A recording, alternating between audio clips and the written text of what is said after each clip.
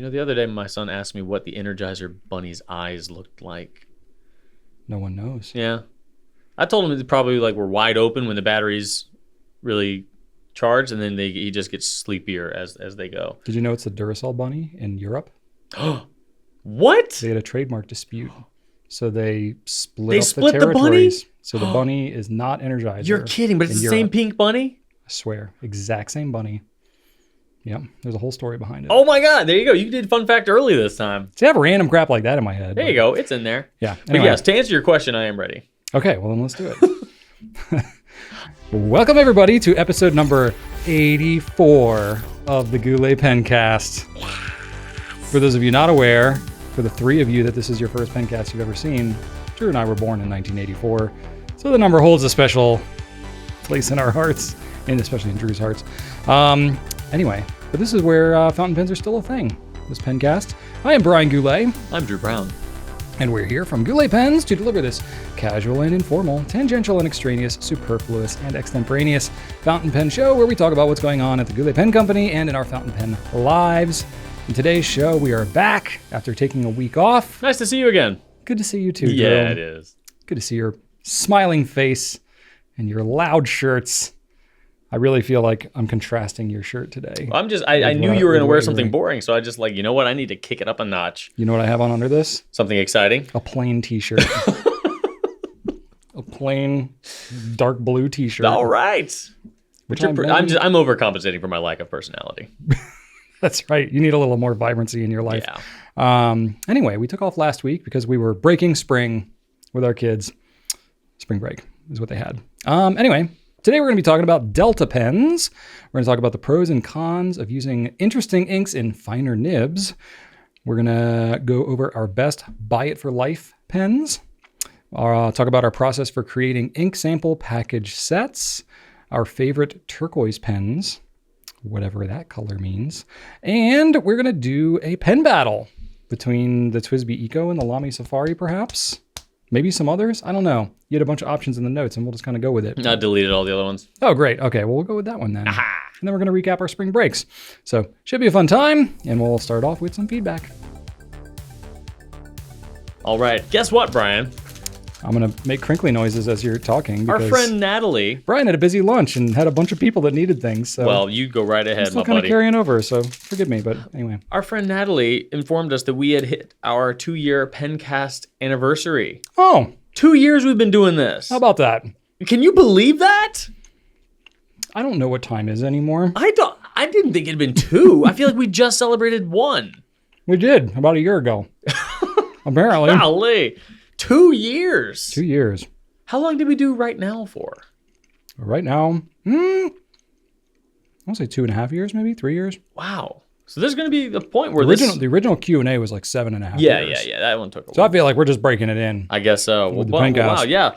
So Natalie said, happy 2nd anniversary to the Pencast. Brian and Drew, I've loved the adventure from the start and dearly hope we get many more episodes. Well, considering we have no concept of time, we'll probably just keep doing this until we die. We have a running inside joke that eventually my daughter, who's rather vivacious, is going to stage a coup, take me out, take the company over, and then stick Drew in this room with a camera that's not plugged in, and just like feed him pens and just tell him to talk into a camera. Here, do the Pencast. And I'm like, oh boy, well, this pen's new and fancy. Nope. And I'm just not going to know. It's like, giving your, little baby brother a controller for the N64 so that you can play the PlayStation, and he just has no idea. I've definitely done that with my kids and other children. Like my here you go. nephew and well, stuff look, like you're that. doing a great job. Like, oh yeah, you want to play Mario Kart with everybody? Yeah. Okay, here you go. Here's a random controller. That's gonna be me, old man Drew, thinking he's still doing the Pencast. Could be worse. Yeah, I suppose so. I'll take it. Ignorance is bliss. As long as she pays me, I don't care. And then Wood Thrush Cottage says, do you ever choose a pen and ink to complement your favorite beverage? Journaling with a fountain pen and a warm coffee is so HYGGE. And I was like, what the heck is HYGGE? And I looked it up, and I think it's pronounced something close to hygge, but okay.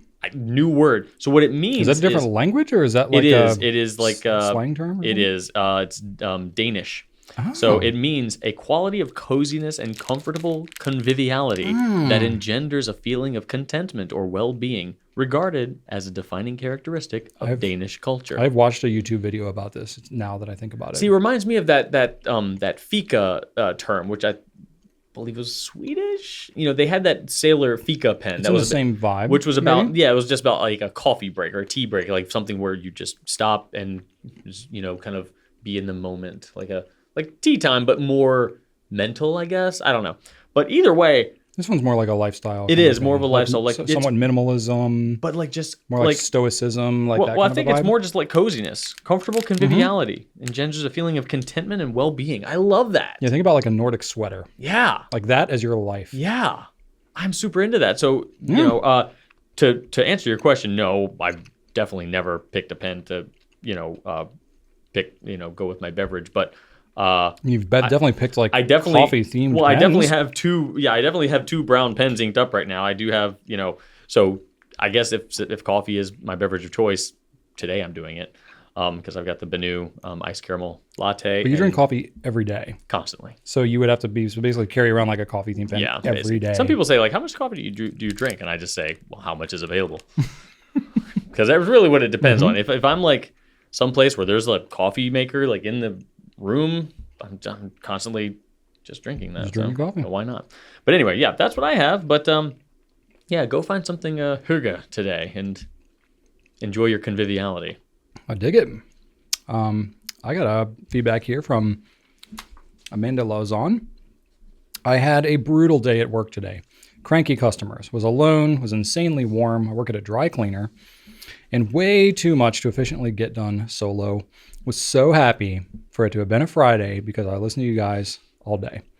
It helped me to feel zen while internally feeling chaotic. Now that it's getting warmer, I can feel Brian's pain with the phone being damp and opening stuff in your pockets. Yeah. Well, that's awesome, Amanda. I'm glad that we could be a little bright spot in your life. Thank you for helping everybody's clothes get cleaner. Making the world a cleaner place. I recently watched a video on dry cleaning, like definitively what is dry cleaning and the difference between dry cleaning and laundering, and it was pretty fascinating. It is fascinating. Yeah. A lot of chemistry involved. Yeah. My grandfather had a laundromat, and my dad, one of his earliest things as a kid was to go and like clean out all the things in the laundromat. So it wasn't a dry cleaner, it was a laundromat, but he still had to use some pretty gnarly chemicals that he tells me about that would basically like make him feel like he was floating off the ground. And I was like, that probably wasn't great as a 10-year-old. Well, he's still alive, so. He is. Great. And I got more feedback. I don't know why I just took a bite because now I've got to kind of chew and eat, which bothers Rachel, but I do it all the time. She doesn't listen to this. She doesn't. 100%. Forgive me, everybody. She cannot wrap her head around the fact that anybody would listen to this nonetheless. She's like, how long was it this time? Oh, yeah, about 2:10. 2 hours and 10. Why would anybody listen to you two talk for 2 hours? She literally told me, she's like, I don't like anything enough to watch anything for 2 hours about it. And I was like, well, I do it all the time. So. Oh, God. Everybody. We gotta be wired for it. No, and people often comment like, why doesn't Rachel do a Pencast? Like, she would be. She can't. No, she would hate this. She doesn't have the endurance for this. Especially with us involved. Oh, goodness. Anyway, Lucky Bin says, So ChatGPT is trained off of content on the internet. Given the content that Brian and Drew have put out over the years as a proportion of the fountain pen content available, how much of ChatGPT's preferences are informed by the Pencast? Enjoy the soft existential crisis. So is it telling us what we would tell ourselves? So I asked it a couple of questions because I was curious. I said, if someone asks you a question about fountain pens, how much is your response shaped by Brian Goulet, Drew Brown, and the content created by the Goulet Pen Company? And it gave, a longer response than I'll read, but it says, as an AI language model, my knowledge is based on the text corpus I was trained on, which includes a variety of sources. While Brian Goulet, Drew Brown, and the content created by the Goulet Pen Company are well known in the fountain pen community and may be among sources I've learned from, my responses are not solely shaped by their content. So, doesn't corpus mean corpse? I don't think so. Oh. Corpus means like a body of work. Oh, okay. I believe.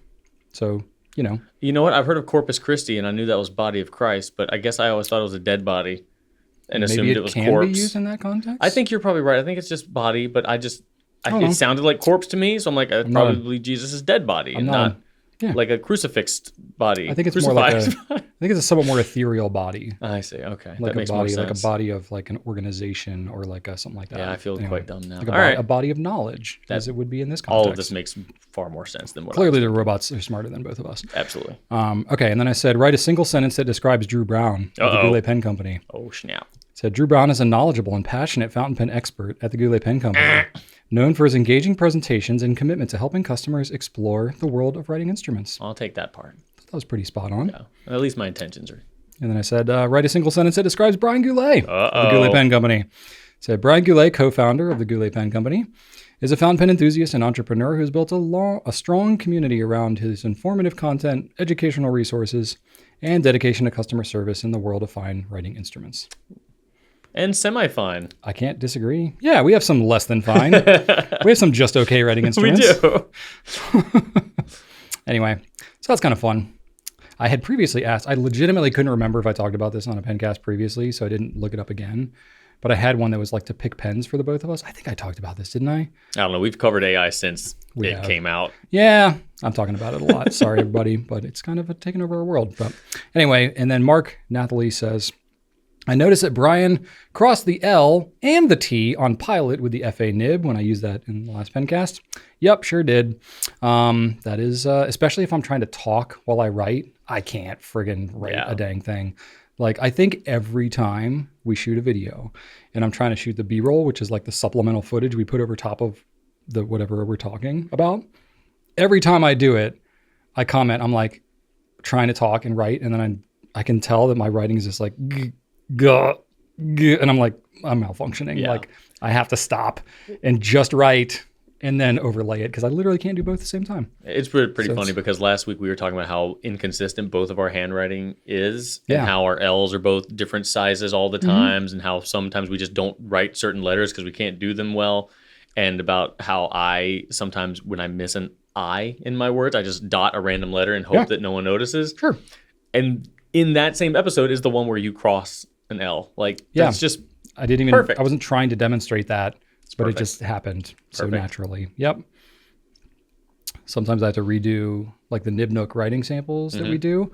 I have to redo them not uncommonly. I remember the most recent one you did with the 743. You came in and told our lead photographer, Glenn, like, I did it all in one piece of paper. And I was like, what does that mean? What? That means that I like didn't screw it up so bad that I had used multiple sheets to write out like 3 or 4 pens.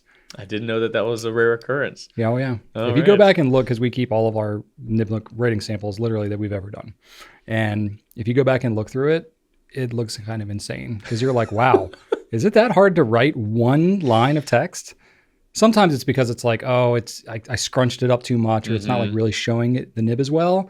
I want it to represent well. But other times it's like, oh, I meant to write cursive, but I forgot the R. Yeah. So it's like cursive. And I'm like, I'm just writing humps and swirls and, well, who knows what comes out the end at the other side. So anyway, that's how it goes. I have a box at home that has my soldering iron in it and all my, my flux and my, whatever, all the box that I get down whenever I need to solder something. Sure. And I misspelled it the first time I wrote it in big Sharpie. So every time I pick it up, it's just soldering equipment.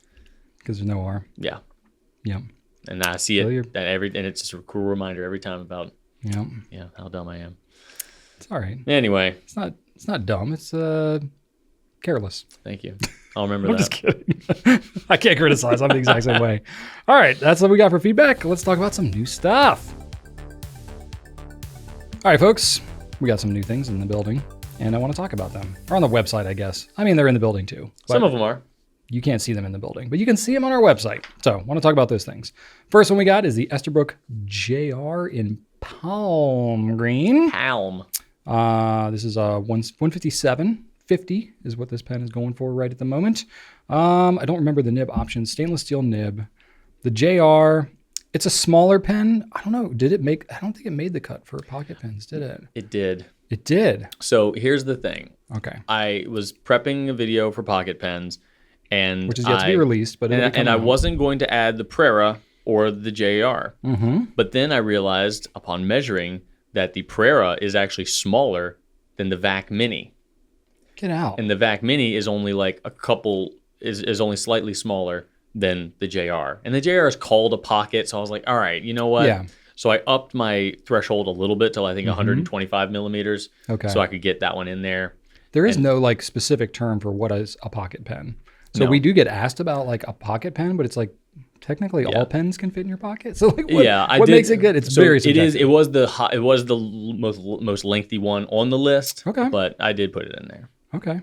Nice looking pen though. So it's basically same pen, new material. But anyway, if you're interested in that, go check it out. Esterbrook's got that. We also have another thing from Esterbrook. We haven't done a lot of like accessories, but these ones are pretty interesting. So they had like a book holder that was a nib. They had another one that was a bee. This one is a butterfly. And it's kind of cool. It's like enameling, so it's not just a solid chunk of metal. It's got some color and it looks pretty attractive. Yeah. And we like the nib one was good because it was like very fountain pen specific, but it was like longer and narrower, so it didn't actually hold the book open as well as like the bee did with its wings spread out. So with this butterfly one, it's got broader wings, so we're like, okay, this is kind of cool. So we've got those. I think we have 2 different colors. Yeah, we got 2 different colors, and if today is Friday when you're watching this, it's like the broad release of this. It's like releasing everywhere on the same day. So as of right now, when we're recording this, the butterflies it's are not flying up, out it's of not the up on the chrysalis. website at this moment, but by Friday it'll be out and about for everybody to get There it. you go. So anyway, check those out. We're very curious to see what y'all think because we don't carry a lot of random stuff like this. And then we have, are we good to talk about this? I guess It's on the website.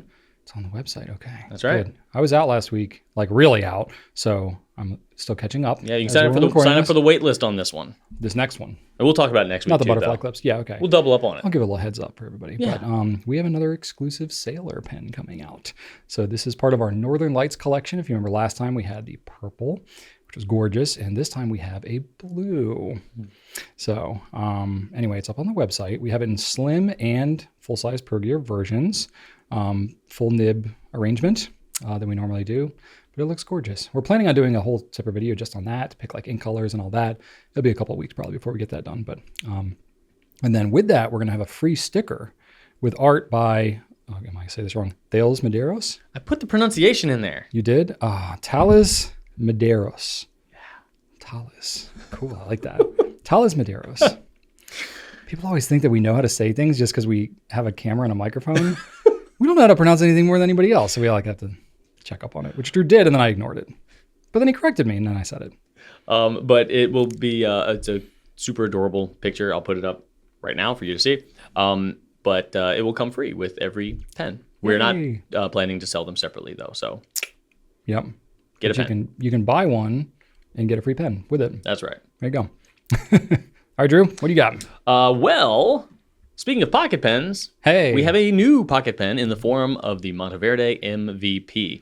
And this one is pretty obviously intended to be a pocket pen. Most definitely. It's only $28, comes in 3 colors, and is pretty much a tiny, useless nugget until you post it, which it threads to post, and then it becomes a more full-sized practical I'm sure they will love that you called it a tiny, useless nugget. Well, it's not practical. It's pretty comical to try to write with it without it's posting silly. it. I mean, it's like trying to write with the Traveler's brass pen. You can like hide it in your hands and be like, look, I can write with just my finger. Yeah, you like, could. It's tiny. But you could also eyedropper it. It does have an O-ring in there, so it is intended to be eyedroppered. It does have a disposable pipette in the box, so if you want to do that and then put it in your pocket, be my guest. I probably wouldn't do it, but I'm afraid of eyedroppers, so don't listen to me. But it's available. Yeah, you wouldn't want to get any ink on a shirt like this. It would really stand out a lot. I obviously don't want to stand out at all. I hate when people pay attention to me. Yeah. And then this isn't super exciting, but we are carrying some plain black Sailor Pro Gears and Pro Gear Slims. Woo! Plain black pens. It's a thing. We should have picked these up when we first started carrying Sailor, but we were told that the 1911 was the big pen, and that's what we should be putting all of our energy behind. It was at the time, but now the Pro Gear seems to be kicking down the door of popularity. So for us at least, Pro Gear outsells 1911. Yeah. So we went ahead and say, you know what? If anybody wants just a standard, black Pro Gear, let's let them have it. So down at $220 for the slim and $312 for the full size, they're available now. And prices continue to go up, but some of these older pens will retain their lower prices. So yeah, they're Sailor is kind of unique in that way. Basically, when they're introducing new things as they have price increases, they're not doing it across the board. Right. They're basically anything that's already out, they keep at whatever price that it was. So there are some pens now that are like substantially cheaper. Same model of pen, just a different color version. It's a little confusing for y'all, and I'm really sorry about that. But just know that if you see different prices for like a Pro Gear Slim or a 1911 or whatever, and you're like, why is this pen $50 or $100 more? It's because of when they were released and their Sailor's specific pricing policy. Anyway, sorry, go ahead. So yeah, it'll stay that way, and it'll be there for you if you need it. And then 2 new Ferris wheel press inks. We have Glistening Glass. That's one of the smaller bottles in the 20 milliliter size, and that's $21. And it is a dark blue with gold shimmer. So there, Glistening Glass, lovely. And then Ferris wheel press, they just keep on coming out with new ones. So you take a week off, and there's going to be 2 new Ferris wheel press inks. There literally are 2 new ones. I'm like, I know nothing about these. Right. So Ferris wheel press Blue Yosemite Falls. This is one of their more standard inks in the larger 38 mil bottle, and that's $22. And it's just a delightful, very Ferris wheel pressy light blue. And before we move on to Q&As, Brian, I want to share some 1984 facts with you. I took a little bit of time. Some of this is already in my head because I like talking about the year 1984, the greatest year in the history of mankind. You're known to be a fan of the number 84. But I figured I'd pepper in some 1984 facts for everybody, for our delightful viewing public. Do you know that the Roman numeral for 1984 is the only large Roman numeral that I've ever memorized? I did not know that. It is. It is MCMLXXXIV. And I memorized it because it's located at the bottom of Van Halen's 1984 album.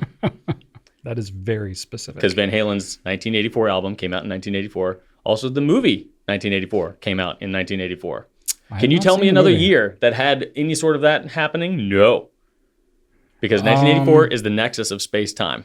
Didn't they come out with a 2012 movie in 2012? I think so. Because that was like the Mayan calendar album or something? No Van Halen album. Just Maybe. Get out of here with your 2012. Not. I don't know. Starting off the year, January 23rd was, in many ways, the birth of Hulkamania, when Hulk Hogan won his belt over the Iron Sheik. So let's just get this. One day later, after Hulkamania was born, the Macintosh computer was released. Now we're talking. How about that? Then May 5th, just a little bit longer than that, the first Teenage Mutant Ninja Turtle intellectual property came out in the form of a comic book. Now that And just 3 days after that, Brian, you're just hitting me the up. first Transformers comic showed up. Wow. So both Ninja Turtles and Transformers not only were born in 1984, mere days apart from each other. Wow. Right? Wow. Both spawned multi-million-dollar, decades-long franchises that endure to this day. 84. Okay. I'll table some of the rest. You gonna sprinkle them throughout the episode here? So there you go. Just a little peppering. But we can move on to Q&A if you'd like. I think we're good to go. Beep, beep, beep. All right. Okay. Q&A. Yeah, man. All right. Drew, kick us off. We are kicking things off with Mr. Cat 3493. Mr. Cat says, well, it's impressive that he can type. Yeah. Hi, Brian and Drew. Can you talk about Delta as a company? The pen industry doesn't seem to share a lot of information, but I'm curious about how they came back. I thought all the Delta people went their separate ways, founding companies like Mayora. Is the new Delta a resurrected brand like Esterbrook? That's a good question. Great question. We were recently talking about the Dolce Vita and how it came back and stuff. It's pertinent. It's relevant.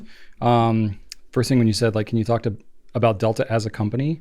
I was thinking like doing an impression of the company Delta. Like, I'm Delta. I make pens. You could have also gone with the airline. That's true, right? Okay, anyway, that's goofy. But so I don't know a whole lot, but I know probably more than most of you all. So I'll share what I know, but I definitely don't know like all the dirty details of everything that happened. But basically, Delta originally founded in 1982. There were 3 partners: Nino Marino, Ciro Matrone, and Mario Muschietti. They faced some financial troubles in 2018. Company wound down.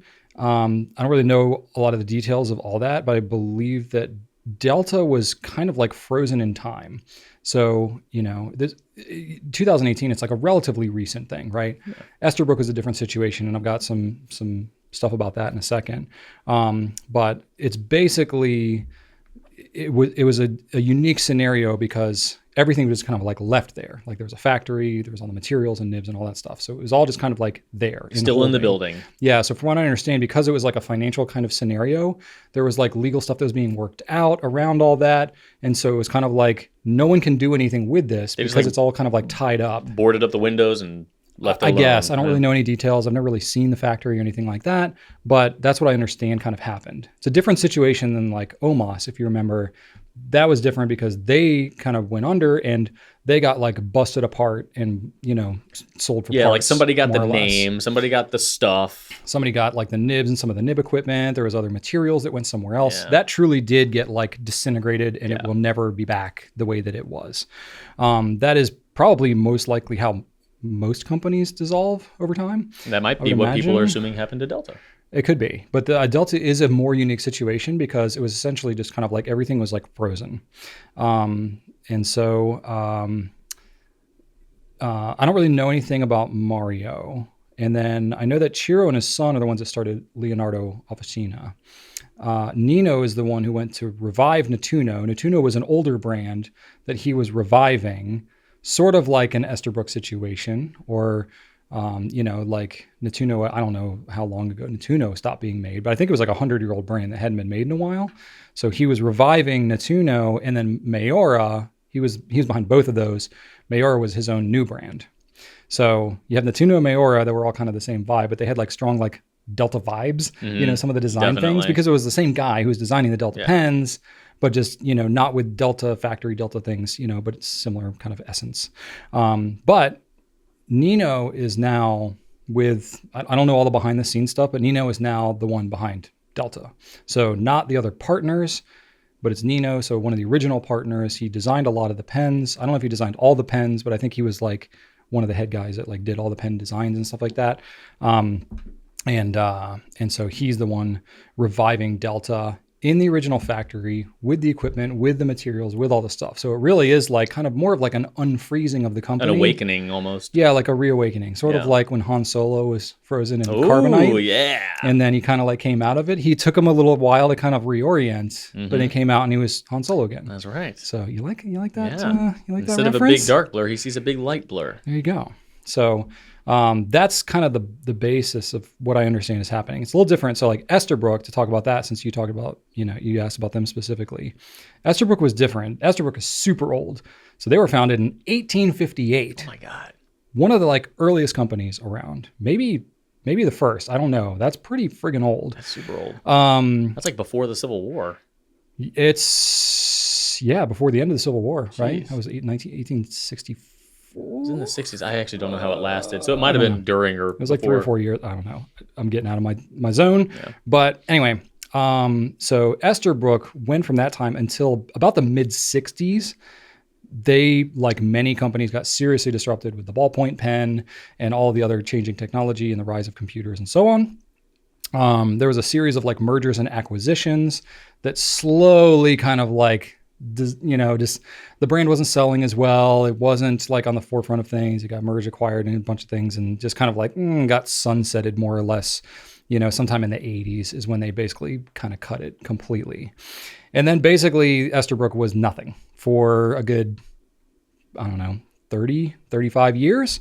Rob Rosenberg started to revive it for a couple of years there, but then Kenro, who are the ones behind Esterbrook, obviously. Currently, but they also are the U.S. distributors for Montegrappa, Aurora, a couple other brands that we've had before. And they bought the Esterbrook, and they are basically redesigning, like they're basically in the spirit of the original Esterbrook, but it's not the same people, equipment, or anything because it's been too long. You know what I mean? Like nobody over 100 years working with, especially like originally, but like even if somebody could have been there from the 80s or whatever, all the equipment's gone. It's all got, there's nothing there anymore. And really, honestly, it was probably from the 60s when they first started to get acquired and all that kind of stuff before like Esterbrook really. I'm not an Esterbrook expert, but I can imagine a situation with mergers and acquisitions as the whole industry was on a decline. They were not like thriving, right? They were probably like a shell of their former selves for a good 20 years before they closed down. So, but Esterbrook, Kenro now with Esterbrook is reviving that brand. So it's different because they're truly doing it like from scratch. So they're doing it. So Delta is same person who founded it, same factory, same kind of stuff that's basically been frozen in carbonite for 5 years and now is being brought back. Whereas Esterbrook is truly like a revival in the spirit of it.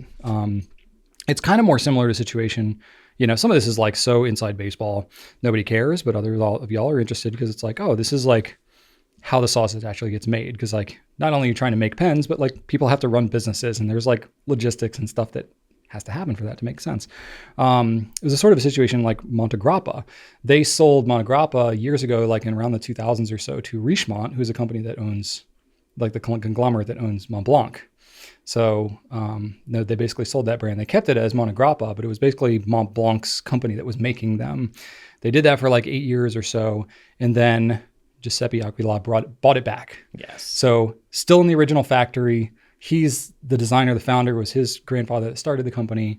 So it's a more similar situation, a bit different, of course, but similar to like a revival, rebirth, reawakening of what the company was in more of its former glory. So that's kind of what we're hoping to see from Delta. Obviously, it's still in the process of getting up and in the works, but from the 2 pens that we've seen come out with them so far, they had the 39+1 last year, and it was like, okay, this is a new model they never had before, but it had some of the same essence. And then we had the opportunity to do a small exclusive with them, the Dolce Vita with the blue. It was like, okay, I recognize this material because they had that in the Fusion 82 back in the day. We carried that pen. Same kind of stuff. I have several Dolce Vitas in my personal collection, and I'm like holding them up side by side. I'm like, okay, yeah, this is like, it really feels like they kind of didn't skip a beat. Yeah.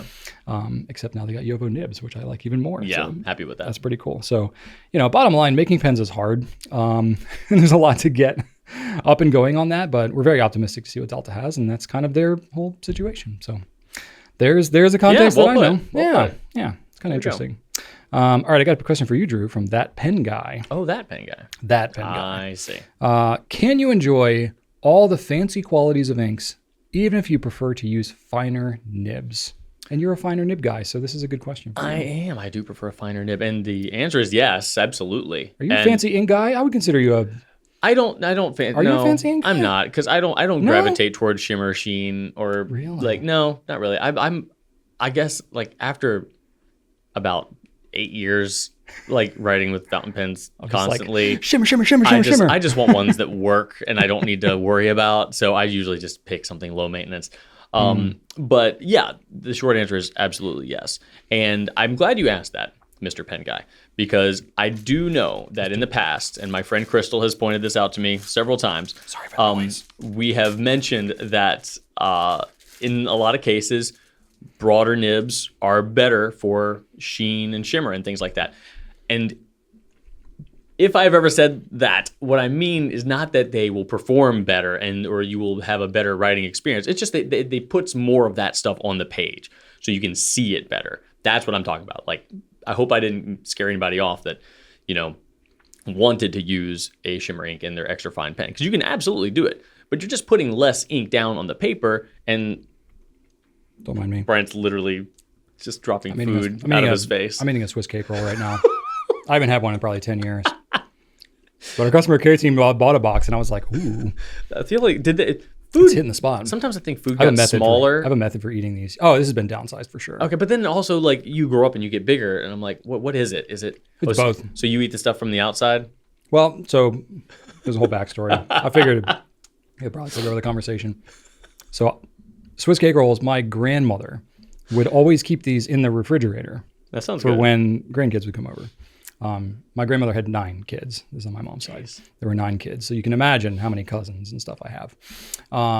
So she would always keep these in her fridge. And so I always had like cold Swiss cake rolls. That was the thing I remember. They melt slower that way. They had a cookie jar that was a clown head. Oh, God. That was really creepy. Ugh. But there were cookies in it. So I always looked in there. But sometimes there were cookies and sometimes there weren't. And yeah, anyway. That's why clowns are evil. I had Swiss cake rolls. So that was like the highlight of visiting my grandparents as a young kid. But yeah, I just developed this method where I eat the chocolate shell from the outside, starting from the end of the roll. Oh, so you unroll it. I unroll the chocolate part. Wow. It's easier when it's cold. It's really warm in here, so it's like not got a lot of integrity. But then like this little part right here, like the chocolate's thicker, Yeah. like where the roll kind of starts in there. Yeah. So I start from there and I go there, I eat that part. And then I like start to unravel the cake part as I sort of like lick the icing out until it's like just like one tube. There and we then I go. like munch the So tube down. audio listeners, you are missing out.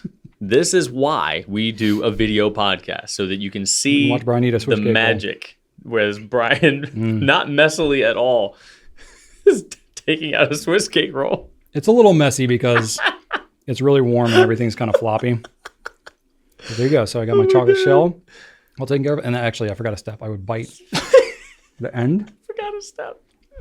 because you got to get the end off, Right, yeah. so that it unwraps more cleanly. Right, that's adhesive back there. You can't be battling Exactly. that. There Then we you go. can like unroll the Then cake. you unroll it. Oh, God. Yeah. Anyway, finer nibs with so-called fancy ink. What are you talking about? Is this a pen podcast? I assume you're talking about sheen, shading, and shimmer as fancy ink properties. But yeah, absolutely, finer nibs are just fine with those. With sheen, I think that shows up excellently with extra fine nibs. Oh, yeah. Shimmer, it's there.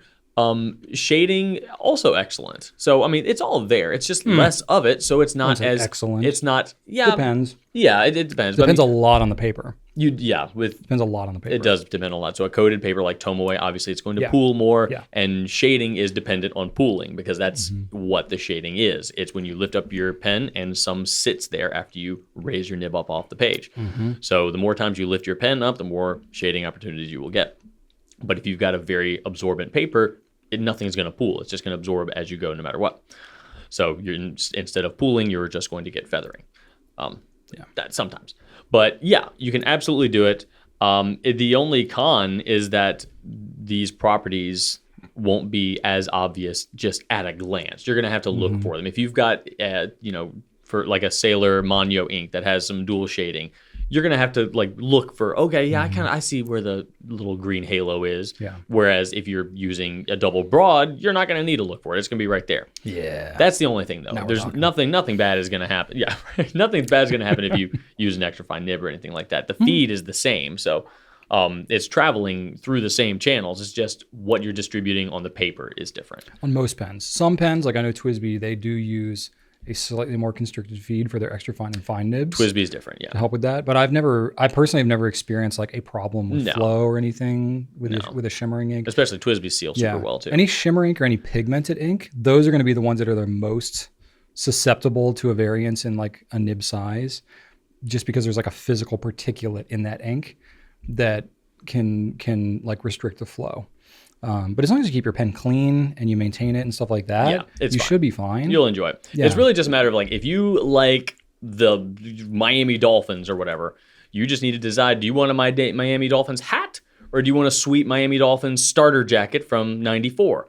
If you really want to show off your Miami Dolphins pride and you want to rep Mr. Dan Marino, you're going to get that starter jacket. Wow. But you know what? Maybe you don't need the starter jacket. Maybe you just need a hat. If the extra fine nib is the hat, double broad is the starter jacket. I've never thought of that as an analogy, but it kind of works. That's how my brain works. So there you go. Fair enough. Did you ever have a starter jacket in the 90s, Brian? I had a knockoff. Oh, you did? Sort of a jacket. I had a starter jacket. Whoa, like a genuine A starter genuine. jacket? Wow. I knew nothing about sports, but that was either. what you had. If you wanted to be cool in 94. Yeah. What jacket was it? It was a very 90s team, like a team that was very popular in the 90s. Dallas Cowboys? Basketball. Basketball. Chicago Bulls? Nope, close. Okay. Like there's probably two more that were super popular in the 90s. Bulls and then two more teams. I've already tapped out of I was my telling you, the Hornets sports were knowledge. one. The Hornets, okay. And then there was Orlando Magic. Magic, yeah, that's right. Magic Johnson, right? No, that was Shaquille O'Neal. That was Shaquille, yeah. So Magic Johnson was a Laker? I don't remember. But I had an Orlando Magic starter jacket. It was blue and black. It was sweet, man. They had a cool color scheme. I think my brother actually had a Dolphins one, maybe. I remember the Dolphins being a thing. Yeah, Dolphins were popular. I feel like the Dallas Cowboys. Were definitely popular. Super popular. Oh, yeah. Cowboys and the Bulls. I remember that a lot. Definitely. Here. See, we're in Virginia. We don't have a professional sports team of any sport in Virginia. Nope. We have minor league and some other things, but we have nothing professional. So we can just like latch on to whoever else is. So we just like the bandwagon onto whoever's winning. Yeah. Or just not pay attention. Don't pay attention at all. There we go. We've talked about the sports things here before. Us. Cool. All right. From Zoom Pen. All right. Best Buy It for Life fountain pen. Ooh, good question. BIFL, Brian.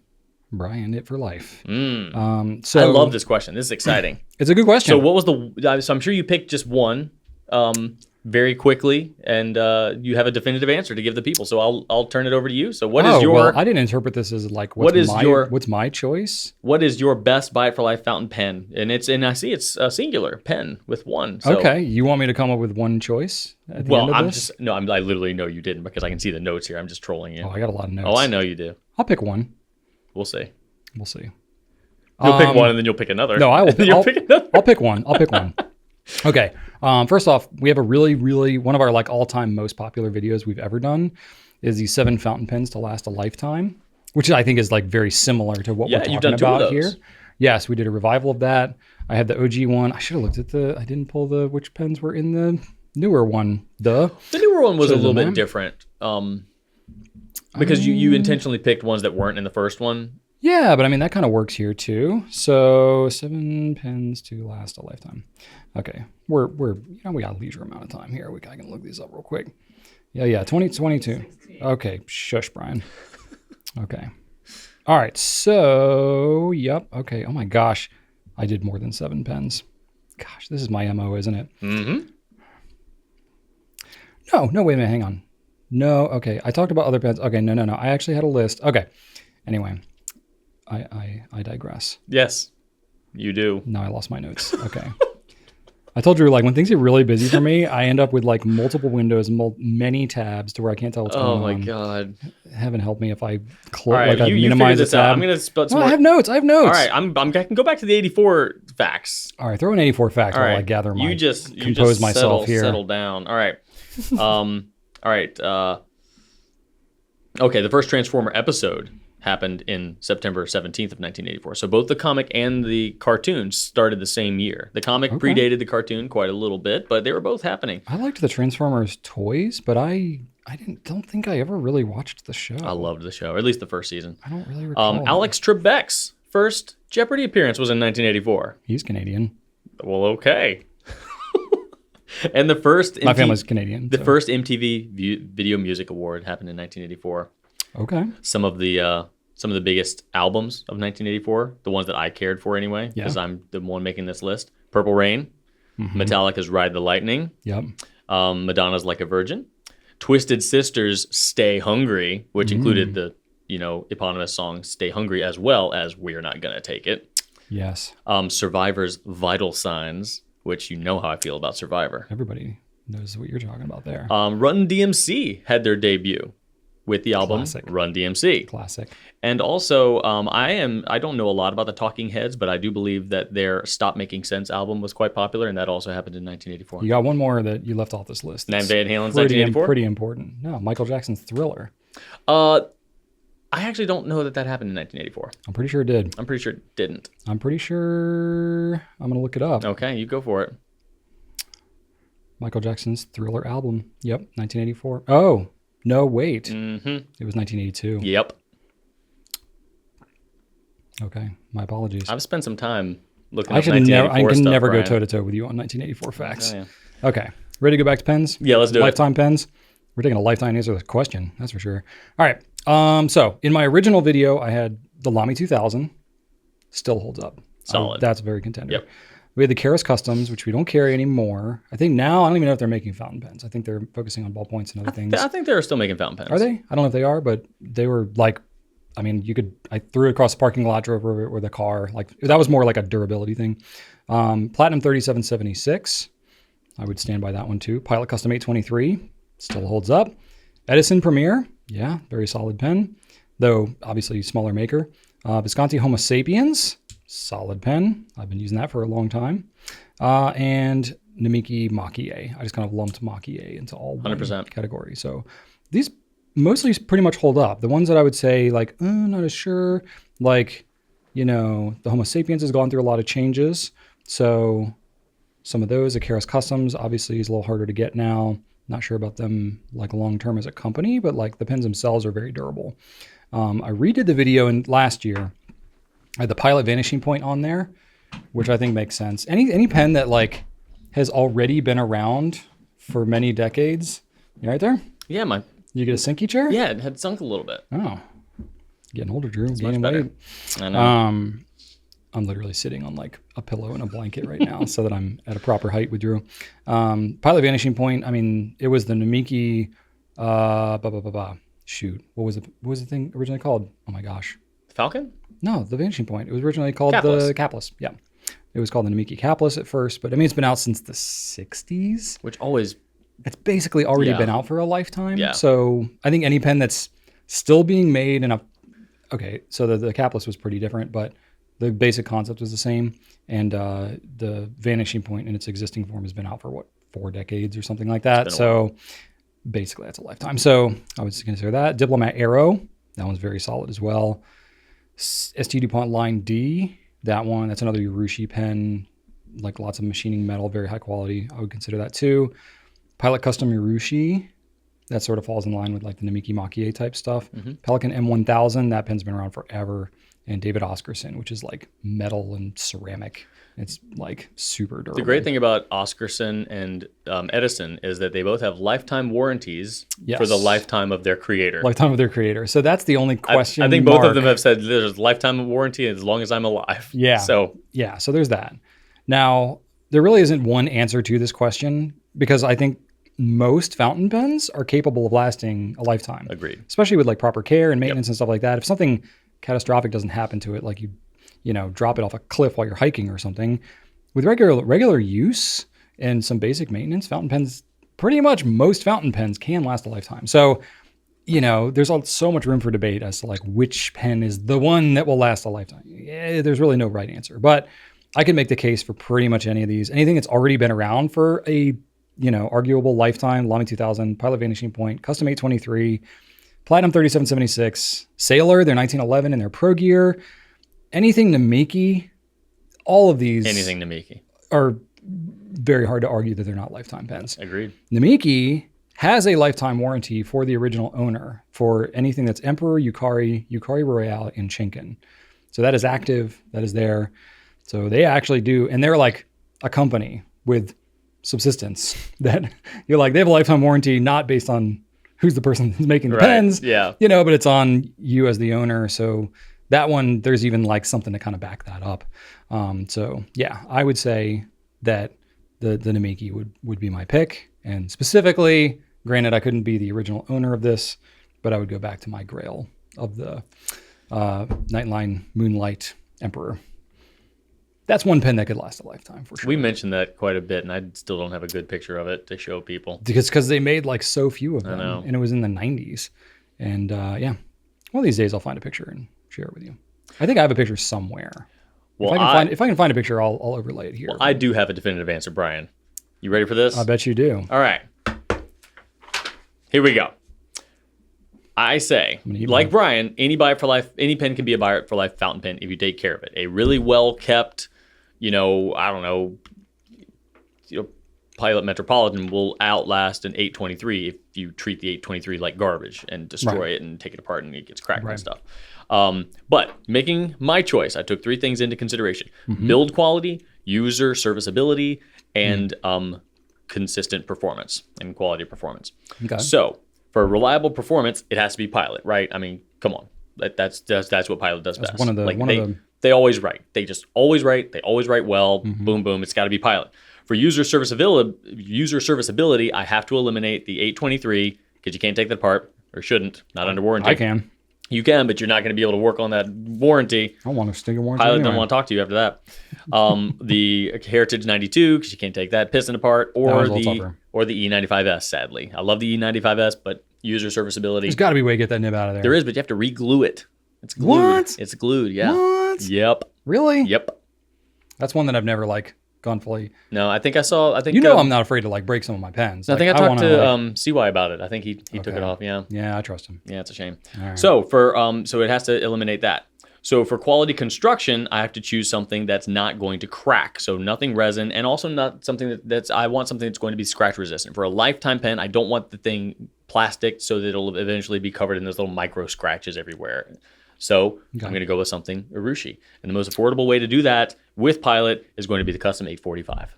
Okay. You get a big, beautiful gold nib. It is under $1,000. Not a lot under $1,000, but it is under $1,000. There was no qualification of price here. I know. I'm just saying it's the most accessible thing. It's made of a very resilient exterior with the Rushi. Yeah. Quality riding experience. You can pull the nib and feed reliably. It's got a cartridge converter situation, so you can user serviceability is there. That one would be my 100% buy it for life pick. Best buy it for life pick. It's a good one. I would throw the custom Urushi in there as well. If you want to spend more money, yes. Yeah.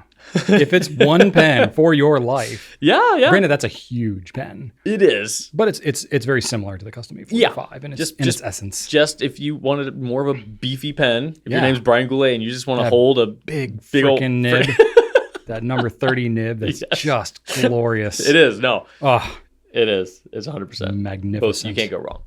And it's basically your answer too, because the custom E45 is more or less an Amiki pen anyway. So, darn right. We more or less agree on that one. It's the same brand. Yeah, it's like the same thing. Yeah. That's all a right. pretty solid answer. Yeah. There we go. Good enough. All right, Drew. What? I got a question for you. Oh, no. This is from NT Pender. Oh, well, in that case, okay. What is the decision-making process like regarding ink sample sets? Any chance of getting a Diatramentis document ink set? Okay. So, first question, lower your expectations because, the process is nothing. Hashtag it's complicated. Yeah. So, not a rigid process. I'll say that. We have had many different ink samples, package sets over the years. Many have come, many have gone. Many we have realized that, oh, crap, all of these are consistently out of stock and or discontinued, and yet it's still online and no one told us about it. Let's take that down. Oops. Yeah. So, sometimes it is neglected. Sometimes it is focused on we ebb and flow. Sometimes we're like, oh, let's do a themed set for the winter and spring. And then we do one of them and then just give up on the rest. So ink sample package sets are complicated. A lot of time to set them up, yeah. But every now and then, like our best sellers, and then those always do well, and then we do brand packages that always do well. So they are definitely helpful. And the obvious ones, like, the top selling blues or the top selling Iroshizuku inks or whatever. Those are, home runs and easy to figure out. Some of the more complicated ones to figure out, are hit and miss. Sometimes we have winners, sometimes we have losers, but we basically just ask ourselves what would be more convenient for our customers to provide them with a package set that takes some work away from them. And if we can answer that question, then we usually do it. If we think that there is demand for something like, a Diatramentis document ink set that will help out people that would rather not just click and drag a bunch of them into the cart and provide them with a tiny discount. Like, oh yeah, absolutely, let's do that for our customers. But sometimes it's not a known quantity. Sometimes we need to get a lot of feedback. So that's a big part of it. Getting feedback, pooling requests, noting requests, and things like that. And then sometimes we just get creative and put something together that we think would be helpful and just see how it goes. But it is work to do that, so we can't be doing that every day. And then there's also the possibility of just grouping, brands or types together as well, especially like chromo shading or, dual shading was a new, concept. So, grouping something like that together, made sense or makes sense. I actually don't know if we have one of those. I think we do. I think I had a video that did that and we did it for the video. Could be. Either way. Yeah. And then I'll verify. For like color sets, like if we wanted to do like top shading inks or top sheening inks, we also try to get a good mix of brands in there as well. Like we could very well have a top shimmering ink set that has 8 diamine colors in it, but there are plenty of other brands that have it. So we do try to mix that up as well to have a good variety. And then the second part of your question, is there any chance of getting a Diatramentis document ink set? Yes, there is. In fact, today I talked to Rachel about it and we're going to make one. So congratulations, you are demonstrating the process itself right now. Yeah. You mentioning it to us realizing, oh yeah, those are super popular types of inks. We should do that.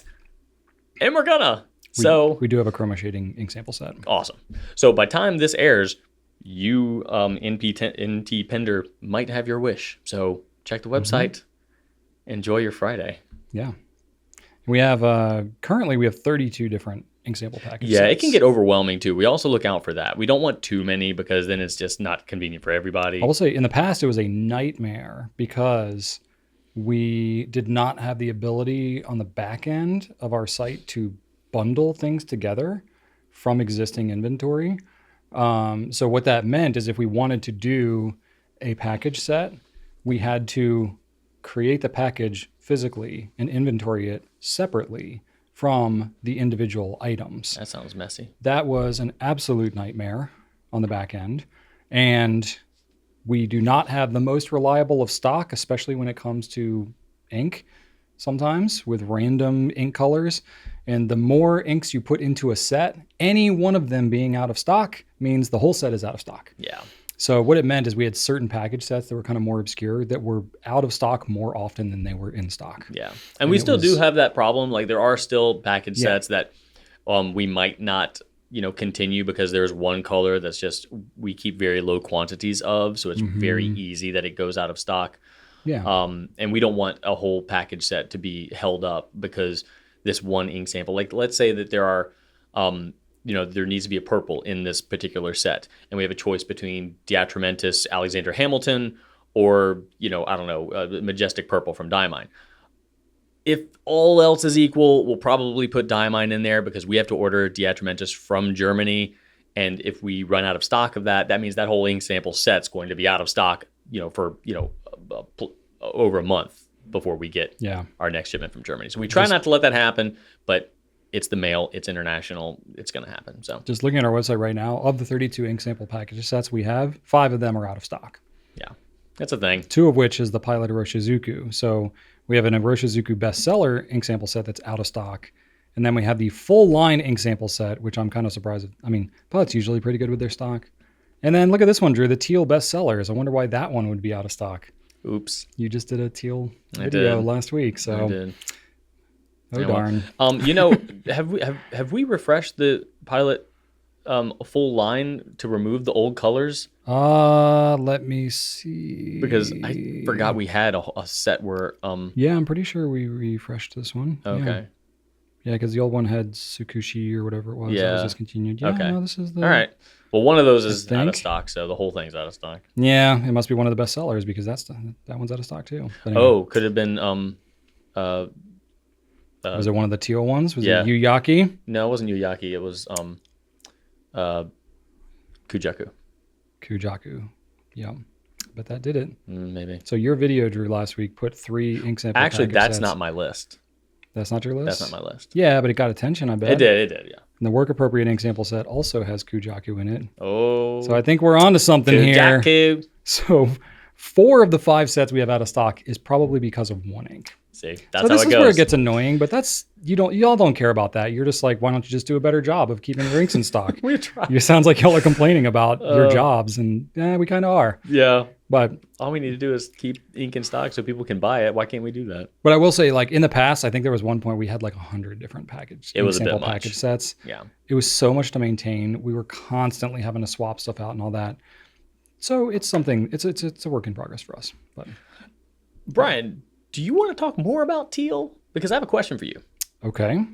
Since you mentioned teal, QMurph51 is asking us. Oh, you're just segueing into the next question here. Yeah, okay. But you didn't even know what was happening. It was such a good segue. You're right. I even made notes for this question, and I'm like, what are you talking about? Yeah, why do you want to talk about teal? All right, QMurph is asking your favorite turquoise pens other than M205 Appetite, because QMurph already owns that one, so we don't need to worry about. Well, that is a cool pen. That one. I like that color. So turquoise, Brian. So I had a little internal debate in my head about this gracious one. me. Because there's like a teal versus turquoise kind of thing going on in my mind. There doesn't need to be. They're often interchanged, but then some people feel very passionate about them being different. They do. And then you find that the people that are passionate about it also don't agree within themselves of what is teal and what is turquoise. So in my brain, turquoise leans a little more blue and teal tends to lean a little more green. But they're both in the blue-green family. I think that's fair.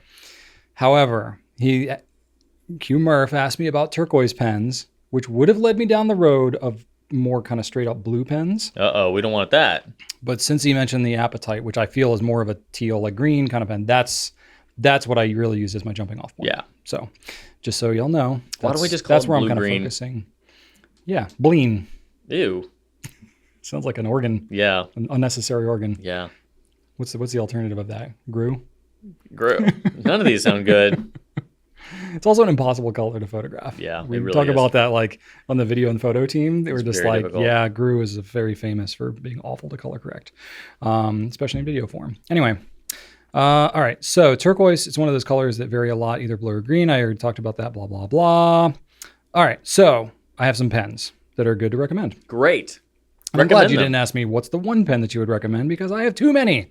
First one, Pilot Custom 74 in teal. Oh, that's such a good looking pen. It's a great when color. That came in with the purple, those two together actually look amazing. Yeah, they look really good. That didn't come with the purple. That came with the Merlot. The purple and the orange were similar. Okay. No, so I mean, it goes well with the Merlot. It does pair well those with the Merlot. two. Yeah, those sorry, not the purple. The Merlot. Great additions, yeah. Yeah. For sure. Beautiful pairing. Good looking pen. So it's kind of demonstratory like your Appetite is. And the nib on that thing is just amazing. It's one of my favorite nibs.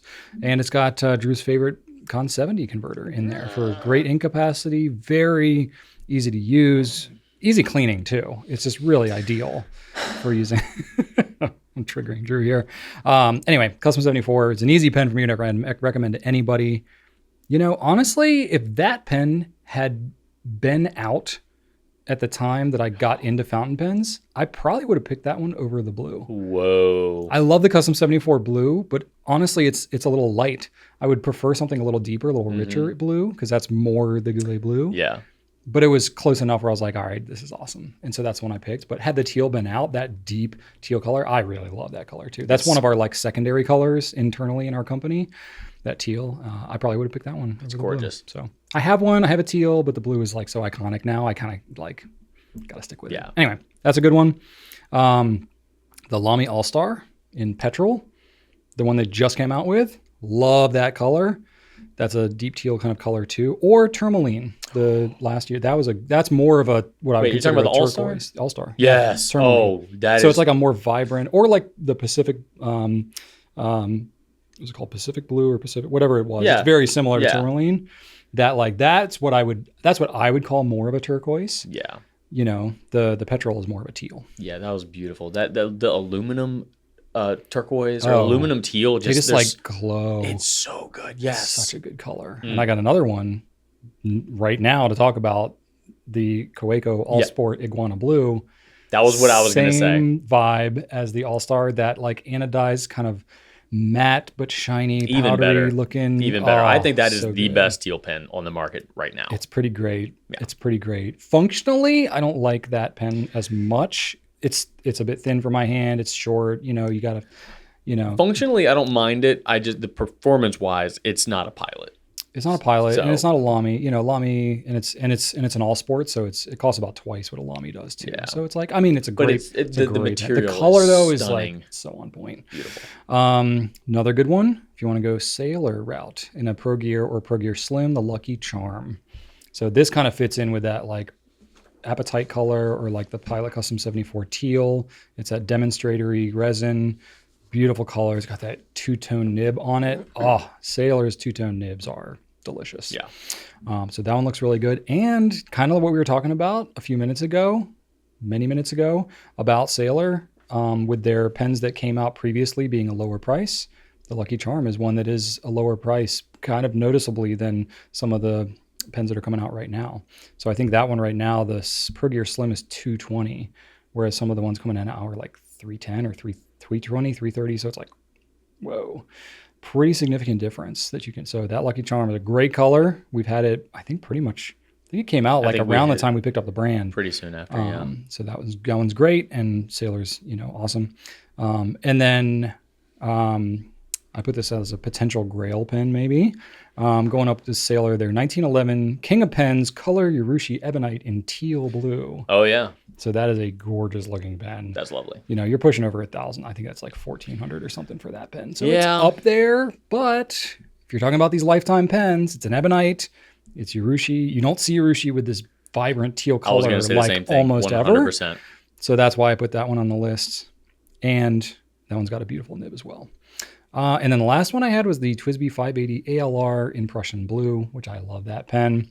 Talked about in a different video that already came out this week, but it's a favorite of mine. And I kind of put that at the end of the list because it's really a clear pen with like more teal accents. It's not really a teal depends so much, but you get teal, you get your teal fix. Fragrances. Yeah, essence You of get teal. a whiff of teal. Yeah, absolutely.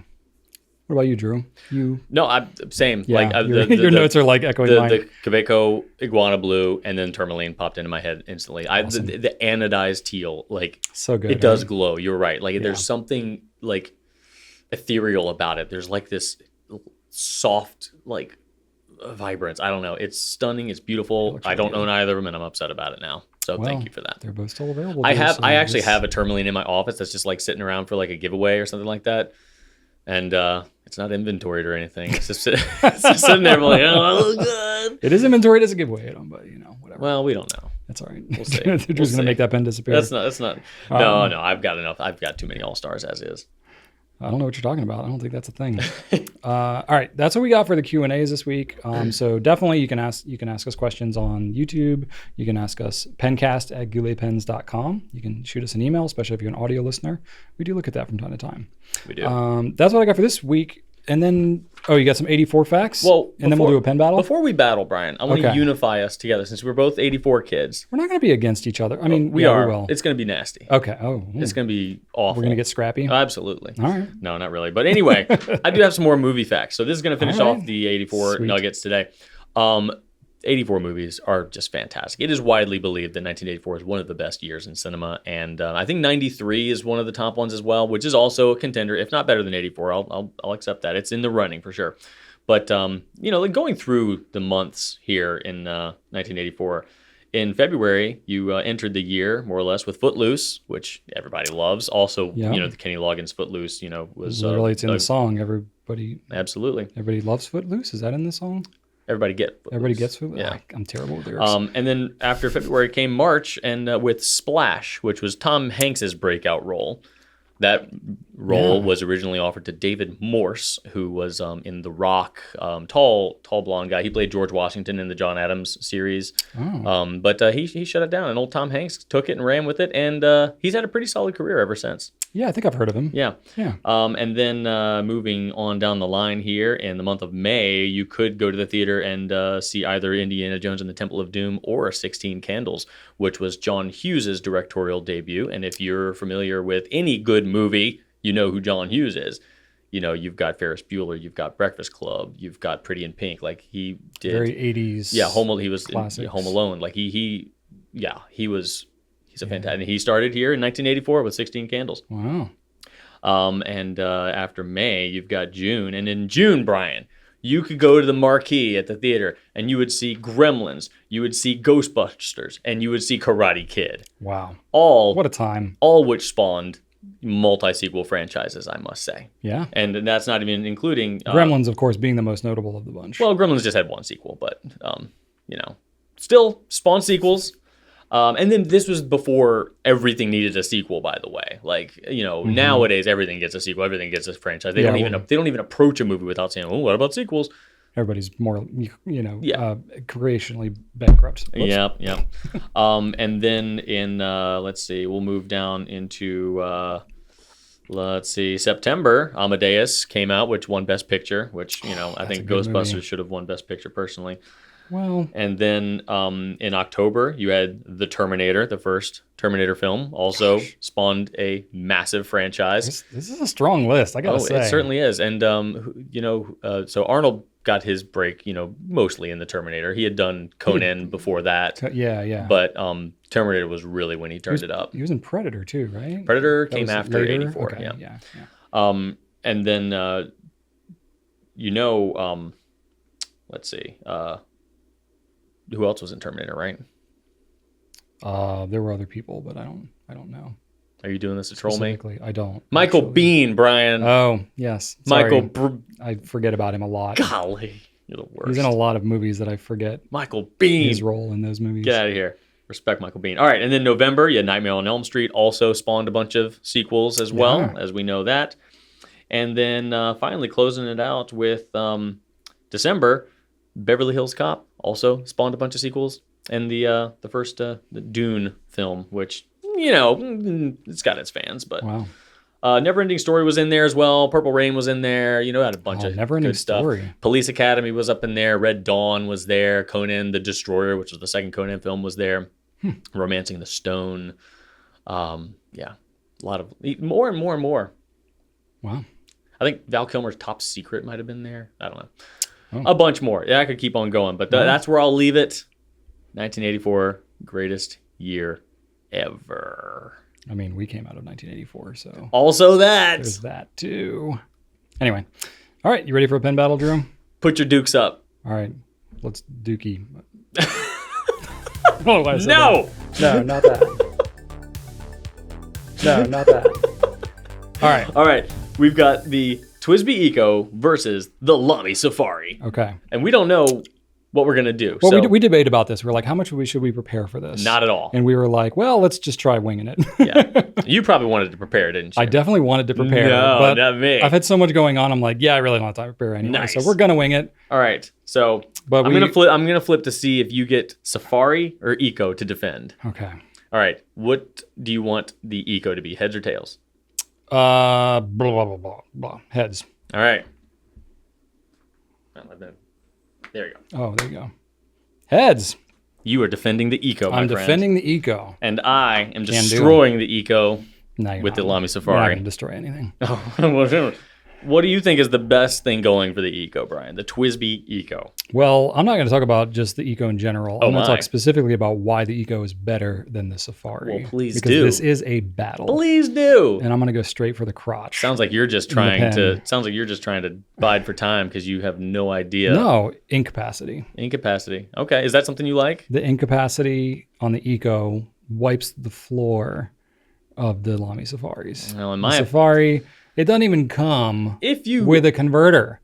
It doesn't even empower you with the ability to fill from a bottle of ink without some kind of extra accessory. let me tell you why it doesn't come with a converter. Because in Europe, this pen is so popular, so widely recognized, used, adored, and appreciated that people just use it commonly like it's not even a hobby. It is just a functional tool that they can rely on to do what they need to do. It's not some fun little toy like a TWSBI Eco that's just for, sloshing around, making a little, like a little kitschy little, motion controlled, googly toy. It is a tool. It's functional. It gets the job done. It is German engineering optimized.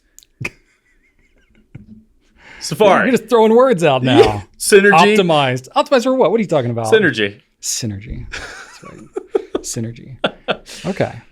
Yeah. Who needs a converter? So you want. It's not some boutique pen. It's not some namby-pamby, Namby-pamby. I don't know.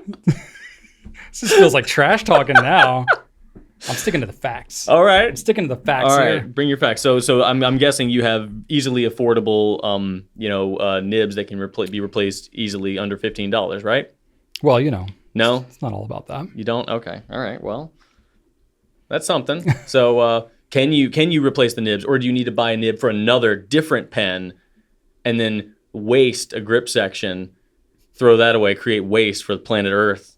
Oh, you're talking about creating waste whereas when you got cartridges all over the place? Oh, you can refill millions of people using cartridges with your Safaris crap. there. Yeah. well, better replaceable nibs watch what though. you're stepping Replaceable in. nibs though. I mean, Right. I'll give you easy. you got the replaceable nibs. Yeah. Okay. That's cool.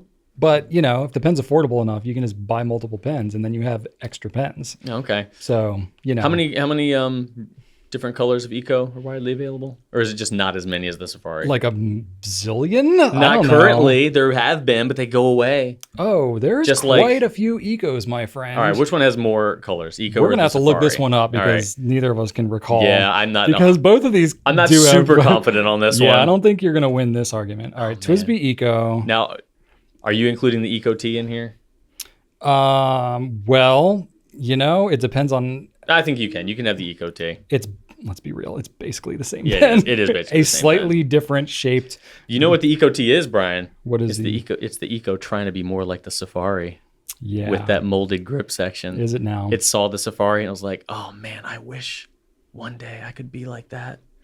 Think Well- about all all the hands I could make happy with my ergonomic grip if I was a Safari. Well, And it tried real hard, concentrated. I was like, and then boop. If they wanted to be more like a Safari, they would have just like tripled the size of the clip and like widened it to be the full width of the pen so that you couldn't ignore it. Then it would be more like the Safari. Right? What other clip would you trust to go over like really heavy duty cargo shorts? I mean, you got a point there. If you wanted to put a clip over the hammer loop of your carpenter jeans, what clip are you trusting? What clip you know is not going to fail you? I've never hung a pen off the hammer loop of But my if you wanted to, jeans. you know the Safari is there for you. They have a screwdriver pocket in most carpenter jeans. That's a safer place. In a perfect place for the resilient clip of the LAMY Safari. Now, I will say the potato peeler clip that you get on the Eco is also pretty strong. It is a potato peeler clip. It really does. Well said. It's not my favorite clip on that one either, if I'm being honest. But you might be able to sell me if you actually peel something with it. I don't think you could. I will completely. I don't think that would be safe in your hands. So I think TWSBI's looking out for the welfare of the general populace by I wonder if you could like putting blades on. I wonder if you clips. could take something and like carve it down to actually make. Oh well, we need to talk to Brian K about that. Yeah, but he'd be into that. All right, so how many Eco colors are there? I just did a search for Eco, and I'm getting all kinds of random stuff. You can go to the product, the category page. I know. I was just trying to save a step. I'm a search with the spotlight kind of a guy. Sort by brand and then TWSBI. Oh gosh, I don't look at our own website that often. I'm just kidding. I look all the time. All right, LAMY Safari. Also different textures. You can go with glossy or matte finish. That is with 17 Eco 17 and Ecos. Eco T products. Okay. So on our website they are combined. Well, one's a package set. That doesn't count. So 16. 16. That's a good number. It is a good number. I don't know if we have 16. I don't know if we do either. I'm starting to. Now the LAMY's got legacy. They've been around longer. LAMY legacy. LAMY's got legs up top. Where is it? There you go. Yep. Really, it's just I can't talk and do anything at the same time. So I'm having to stop. Keep on scrolling. There we go. On the right. Sorry, just so many black and gray. Not that one. That's an all-star. We're not talking about the all-star. Get out of here. 17. No. Wait a minute. We got to make sure we don't have any package sets in here. Oh! 7 just today though because of the 3 like all because the special of the editions. D-lights. Yeah. The D-lights. If we had this debate in December, yeah, you'd have won. If we did this debate last week, then yes, TWSBI would be winning. Okay, so about equal on the color options. Fair enough. We can. It's comparable. We can say that. Now, both of them have great special editions. TWSBI has more special editions. TWSBI has less predictable special editions. I will say less predictable, but it just gives you an element of surprise. You never know when it's coming at you. It does. But with the Eco, it's always just like let's change the cap and let's change the knob. Like, okay, is that really a different color? Or is that just different accent? You know, LAMY's like, no, we are changing the clip sometimes. We're changing the body always. Is it going to be matte? Is it going to be polished? Who knows? You get something exciting every time, except for the D-lights when we're basically doing the same thing as the pastel collection from a couple of years ago. But it's matte. It's matte. And the clip is a different color. Yeah. So it's totally different. Yeah, I will say that, you know, they're not always home runs. Well, when you come out with so many colors, they really over are. So many decades, like that gray one that I didn't think existed. Like all of them seem to exist. So yeah, between the two of them, I will say both brands do like to do some like stealth regional exclusives that you like later find out. You're like, wait, what is that? That exists. You see it on like Pinterest or Reddit or something. You're like, what the heck is this? Yeah. This is the coolest pen I've ever seen. You're like, oh, it was available in 2018. It was from Micronesia. Yeah, and you're like, okay, great. So no one can get that. Super. Yeah. And I will say that the Safari has this excellent ink window that you can just if you don't really like to see how much ink is in there, it's more you just clear. Like to be teased. There's nothing more clear. There's no ink window that's more transparent than the Safari ink window. Well, by the time you look at it through your dingy cartridge. No, I'm talking about the window. Sure the window is more transparent than any other window. It's because it's a hole in the pen. Nothing's more transparent than nothing, Brian. Well, okay. I can't argue with you on that one. All right, what else you got? Well, one thing Okay. about the TWSBI is if you pull the feed out of the pen, you can put it back pretty easy. You could also destroy it really easy. Well, you can destroy the LAMY one too. Okay, That both LAMY of them. LAMY one's got 2 pieces to it. So you pull that thing out, and that feed is like, what is this device? Yeah, well, I've never seen a feed that they was don't like collapse this. like a bunch of dominoes if you pull it out the wrong way. It's not a prissy little pen that's gonna. If you can even pull out the LAMY one, if you can get it out in the first place. You just need 'Cause gusto. there's nothing to grab onto. That's very true. There's nothing to grab onto. You just need. You can grab onto the wings, those teeny little plastic wings, and then your nibble never fit on there again. Oh, who's That's ever an done option. that? Nah, I've definitely done that. You've destroyed the wings? I have done that, of course. Brian! Sure I have. Oh, I destroy pens You do. on the regular. Yeah. Not on purpose, No. but because they're my pens and I'm just like, I need to know. All right. I need to know what the limits are. $29.60 for the Safari. How much does the Eco cost? Well, the Eco is $32.99. But you don't need a So it's a converter. How much is the Safari the with Safari a converter? is a $6 converter, so it's above. It's $35. Okay. $60. So both about the same price.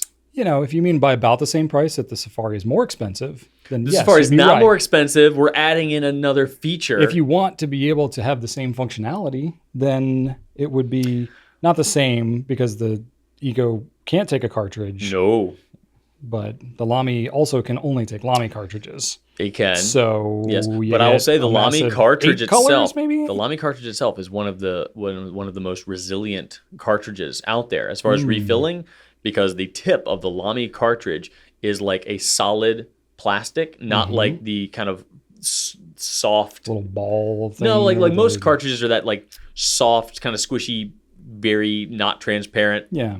plastic, but the tip of the LAMY cartridge, it's either like black or blue, it's like a more resilient, it's a different type of plastic.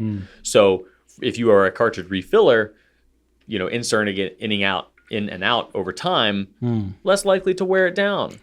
Now, to give credit where credit's due, you can't, unless you already have a bottle of ink, you can't just pick up an Eco out of the box and write with it. You can with the Safari The because it Safari comes with a the cartridge. Yep. Any color you want as long as it's blue. Yeah. No matter which special edition you're buying, Don't we include except for the our Vista Black? Yes, the Vista Black comes with a black cartridge. It does. That was like That was like our big victory win. Like, yes. Guess what we did? It's An ink exclusive cartridge. pen. It makes sense with the color of the pen. That's right. Yeah. All Okay, right. Fair enough. Are you ready to yield? I think I've won. I think. Wait, we've- that's I not. think we've- That's not. Yeah, what, I think. No, we've- I I've think been we've- paying attention. I think we've made our point. Oh, gracious Yeah. me! All right. I think we have. Well, comment anything if you vote for me, and just don't comment if you vote for Brian. Oh, All right. Sounds good. Let's move on, No, that doesn't make sense. and we'll count up how many. There's a lot more people not commenting, so that means I win. No. Consider the global population of the world. Oh crap! We have to look at. 'Cause I we have to look at assume- views, right? I assume word of mouth. No, I assume word of mouth Word of offline mouth. Okay. All right. spreads this around to the entire populace of the world. Of course, that's how I like to assume. All right. Well, that's the Eco and the Safari. Both solid starter pens. Yeah, Both worthy of being right up at the top as far as great entry level pens, great gift pens, depending on who you're giving it to. If you're giving it to someone who is a very practical user, utilitarian type of person, Safari. If you're giving it to someone who wants to have fun, buy some bottled ink, see it sloshing around, maybe see some shimmer in there, Eco. it's really hard to go wrong with either. Very hard. Ultimately, that kind of comes down to like which one's more appealing. Yep. You get good nib choices with both. Yeah, there's a lot of good options. Both solid So, pens. there you go. Well, if you like this, we have more ideas of pen battles we can do. We can prepare more. We can't really prepare less than we did on this one. So this is kind of the bare minimum. But anyway, we could do more fun stuff like this. Actually, as we were talking about something earlier, I was thinking, oh, this would make a good pen battle. Oh. I don't remember what it was. No, I've totally forgotten. But All if I right. think of it again, I will let you know. Okay. Yep, I forgot it. But anyway, let's move on to the next segment, shall we? Oh, now we're into what's happening. What is happening? Do you want me to tell you what's happening? What was happening in your All right. world? Well, I took a week off, kind of. You did? I took a couple days off. And I went to Charleston with my family, Hey, Charleston, with South my Carolina. wife and my son. Charleston, South Kakalaki. Yes, sir. Okay. How far is that from here? That's It was 5, like 6 hours? It was like a 7-hour drive for me. 7 hours. But we stopped. Yeah. We you gotta stop. Yeah, I'm not one of those people that like powers through a long road trip just to get there early because I don't want to abuse myself like this. I take it easy. I go the speed limit. I stop Especially at dumb with the places. family, like that's Yeah. not, If I make sure like, oh, there's a Starbucks here. That's a good bathroom. Let's go ahead and stop before someone like really has to go, and I'll get some coffee as well. So it's like I treat it casually. You know, it is what it is. If it's your MO, if there's coffee there, you will get coffee. It's coffee in a good bathroom. Like, why not stop? Yeah, great. Fair enough. Although I did both ways, to and fro, stop at Buc-ee's for the first time. Have you ever heard of that? I've heard of Buc-ee's. Man, it was beyond my expectations. Really? I've heard it was a very, very large gas station, like a massive Wawa, but really it's like Wawa and Walmart had a baby. Whoa. Like you walk in there, it was packed to begin with. Like I had to like hold Archer's hand, like you need to stay with me because it is like I could barely move around in there. This was in where was this? This was in South Carolina, but just past the south of the border tourist trap, Yeah. It was like, right near there. But man, they have massive counters for food. They have people preparing like hand-pulled barbecue in this island. They have probably 5 different walls of fountain drink areas. The bathroom's like enormous, like 20 feet ceilings in there. Jeez. And then there's a whole section for like housewares. There's like it was like attached to a Cracker Barrel or something like that. Like they had T-shirts, swim trunks, toys, and like tablecloths and fishing equipment. Like at a gas station? It's more than a gas station. It's way more than a gas station. Okay. And this beaver logo that Buc-ee's has. T-shirts. You get a Hawaiian shirt with the little Buc-ee's beaver all over it. You can get a straw with the little beaver face on there that Archer insisted on getting, so that's fine. It's like they have their own brand of everything. There's like the thing and then the Buc-ee's brand of the thing. So it's all branded. Buc-ee's like B-U-C. Yeah, that's it. -E-E. Yeah. It was that's not how I would expect to spell an it, experience. Like okay. I've heard from other people. I did too, but it still did not prepare me for the reality. All right. It was insane. And the there's the beaver. It was potty like a rock star is what their website says. Yeah, because you need to go to the bathroom and they deliver.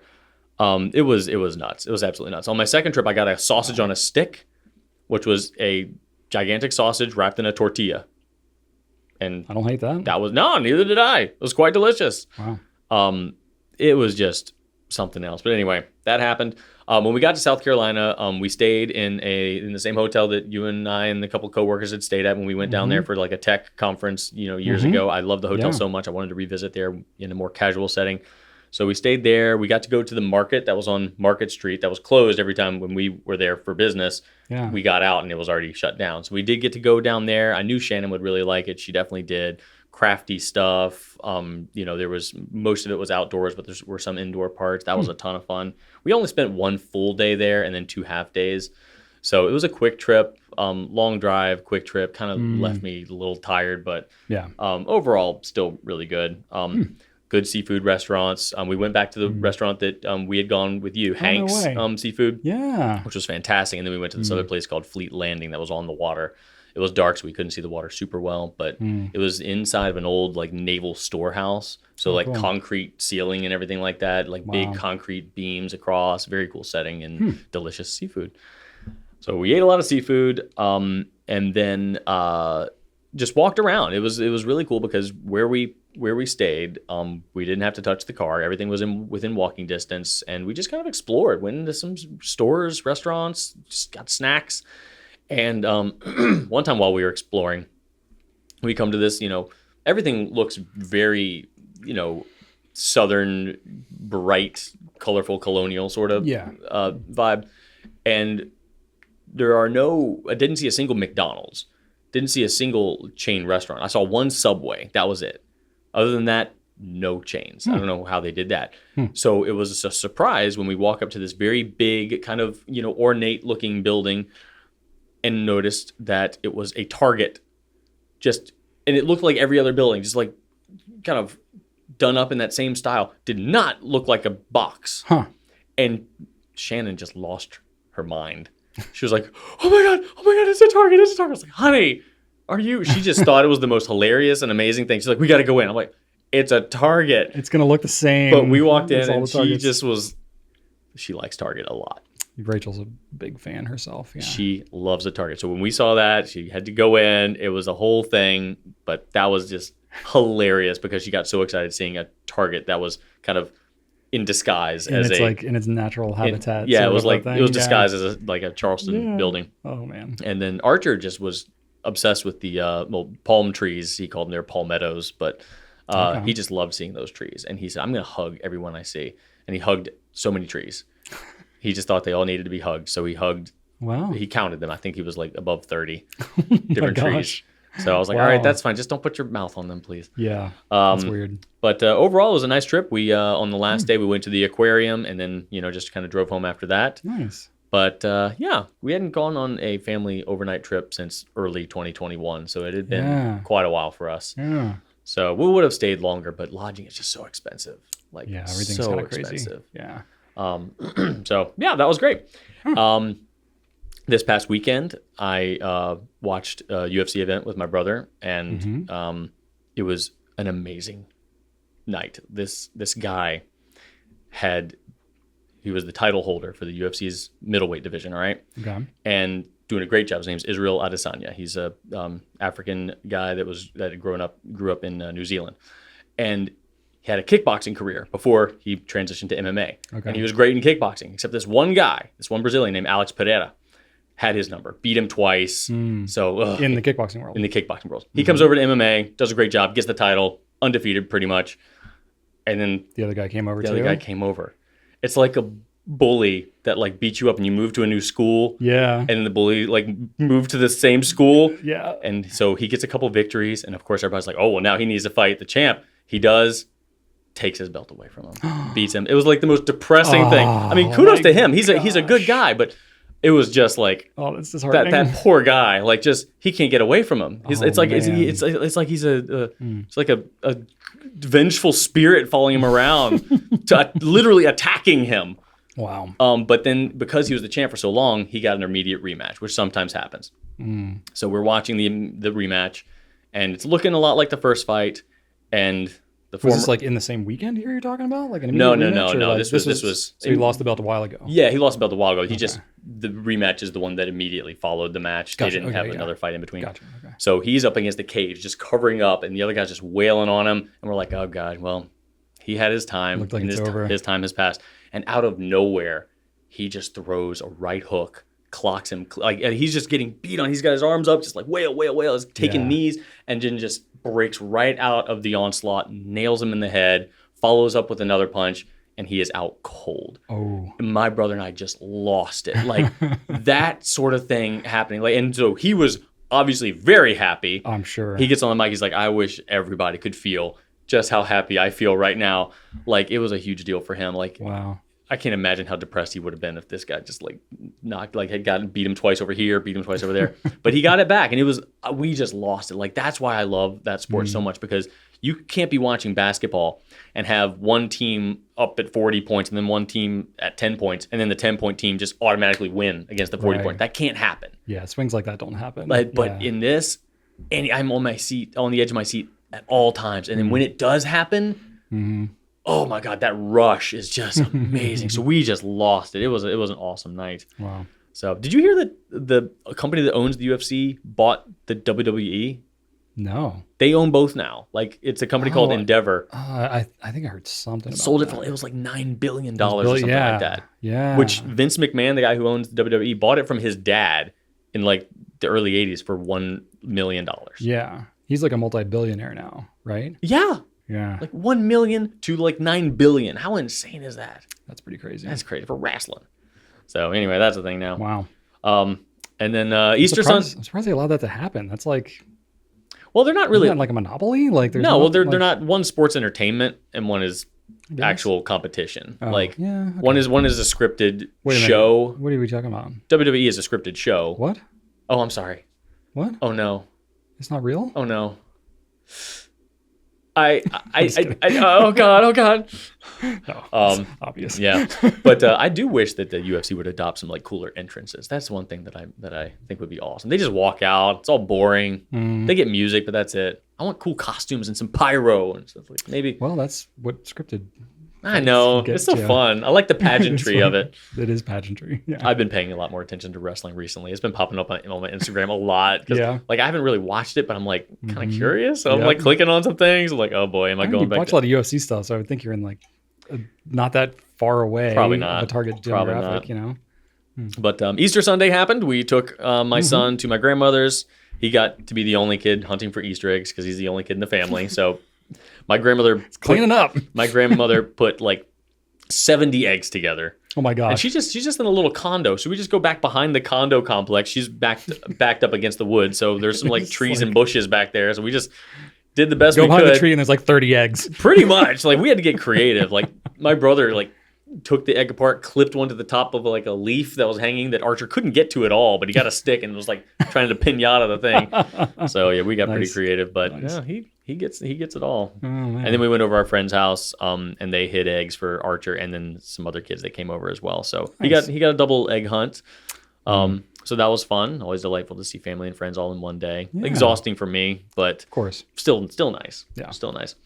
And then I moved some plants over from my seed trays. My garden, I moved over my tomato plants into kind of little planters. So they're not in the seed trays anymore. They're in the little planters, which are over by the windowsill. And every day during my lunch break, I go home, put them outside so that they can harden, get some wind and some true sunshine. Yeah. And then I bring them in when I go home at night. So yeah, because it's like 33 degrees at night and like 70 during the day. Our last frost date will be the 17th, I think.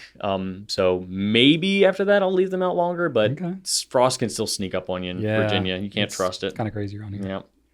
And then I wanted to just share with everybody what I had inked up right now. So I have 2 brown pens inked up. I bought this one. This is my most recent acquisition. I bought a Visconti Mirage Mythos in Apollo. Makes sense. It's a beautiful, beautiful brown pen. And I have this one inked up with, this one is Scotch Brown. So I went with all Monteverde inks. Oh, okay. I've not explored Monteverde inks, and I thought I would. So quite a selection these days. Scotch Brown in this, which I really like. Okay. The Benu Ice Caramel Latte has brown sugar. And I don't know which one I like better. Scotch Brown has a little bit more red in it. Brown sugar is a little bit more of a true brown. I think I like brown sugar a little bit better, but I don't know. I'm going to keep on playing with them. And then guess what I put back in the rotation? Hey, the old standby. My LAMY 2000. And like, man, it's been, I haven't inked, when's the last time you used this pen? I didn't ink it up at all in 2022. Wow. So it's been over a year. And I don't think I've not had an ink in a LAMY 2000 in like 8 years. I know, but I only keep 3 inked up, so. Oh, that's true. Yeah. I keep a lot of pens inked up at all times. I know. It's very hard for me to choose because I do have my rule, and I don't want to deviate from it because then, I use you as a... digress into chaos. I use you as a cautionary tale. I am a cautionary tale, yeah. For sure. So I went with this one, and then in here I have Monteverde Yosemite Green, which I really like. It's a little too, I guess, a little too bright for me. It's kind of like a little too, I don't want to say fake looking, but I like a more natural green, like a more dark green, I guess. Yeah, this is more like a... It's almost too emeraldy. Yeah, like a spearmint kind of color. Yeah. It's like a Christmassy kind of a green. Yeah, it's okay. It's not going to become a new favorite, but I like it. Okay. But again, I like the 2000 because you can put anything in a 2000 and you don't need to worry about matchy. But I did put brown inks in my brown pens because I don't know if you know this about me, but I enjoy that. Do you like brown? I'm trying to find like a new favorite brown. Oh, yeah. Diamine Winter Spice is like right up in contention because I'm really liking that ink. Okay. Because you get a little bit of shimmer, blue shimmer, which is fun. Yeah. And then I'm finding that when I use shimmer, I lose shimmer because I apparently am not great about consistently agitating my pen.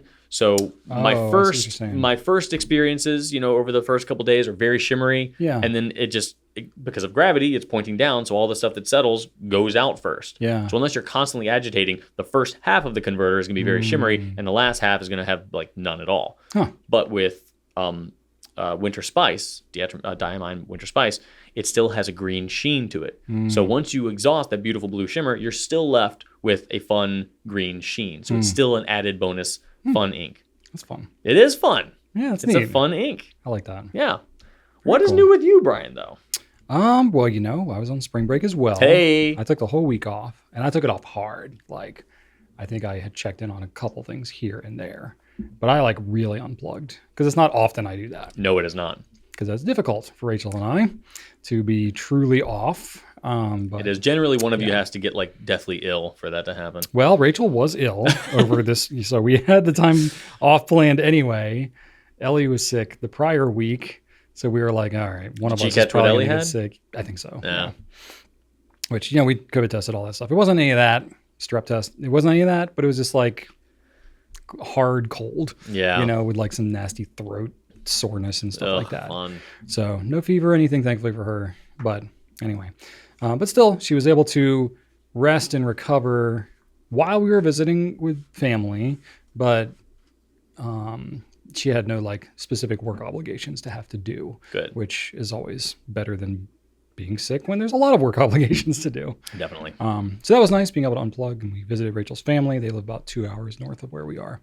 And that was kind of cool. So, her sister has 2 kids, and so we got to get all the cousins together and play and all that kind of stuff. So it was nice because their school break is like on a different rhythm than ours. So our kids were on spring break, but their kids weren't.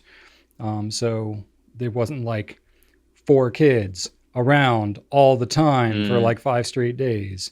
It was more like we would kind of chill. Our kids are a little older now, so they're perfectly fine just playing on devices or doing whatever, more chill activities.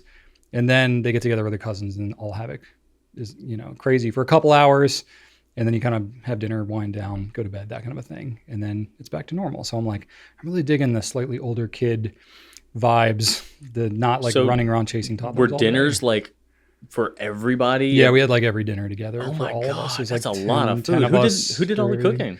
Various restaurants. Oh, okay, gotcha. Okay. We did a couple meals here and there. But Did you have any mostly- surprising like restaurant victories? Anything like particularly? I mean, there's amazing? a lot of good restaurant Yeah? choices up there. What was the best meal you had during So- your restaurant adventure? This is notable. So I had bubble tea for the first time. Oh, did you Never had bubble tea. did you have boba bubbles or the popping bubbles? They were the boba bubbles. Okay. The one like tapioca. Yeah, do you like ones. those? I thought it was weird at first because I thought it was going to be like the popping ones. Yeah. And so I was like kind of biting it and I was like, oh, this is like Yeah. really chewy. But then I was kind of into it. I don't like them. You don't like them? No, I tried it. I'm not into it. I don't like the Okay. texture. It freaks me out. But I do like the popping bubbles. Yeah. I go. I need to try the popping bubbles. I like to get either a something nutty like a hazelnut or a chestnut or a gingerbread, something with a little bit of spice to it, Yeah. and then get coffee flavored popping bubbles. Okay. See, I'm not like a I'm sure that connoisseur. surprises you a lot. Yeah, shocking. The one I got was it was more like a smoothie than like a tea. Oh, so it was okay. It was like a dessert, like cookies and cream. Oh, there we go. With That's the bowls it. and so it was good. It was almost like drinking a milkshake, honestly. We started doing it because there's a kung fu tea right next door to where Archer and I get our hair cut. Okay. So every time we get our hair cut, I take him over and we Yeah. get that. He usually gets Well, like a lemonade. So you'll like this. The place where I got it was at Hangry Joe's. Have you ever There's heard one of it? there's one There's on, one right nearby. Yeah. on Param. So it's the same people that do Sweet Frog. It's They like- it's also like own the Hangry chicken, Joe's. right? Yeah, it's I haven't been in there. chicken. Oh, Drew. Is it good? They have chicken and waffles, Drew. It's real good.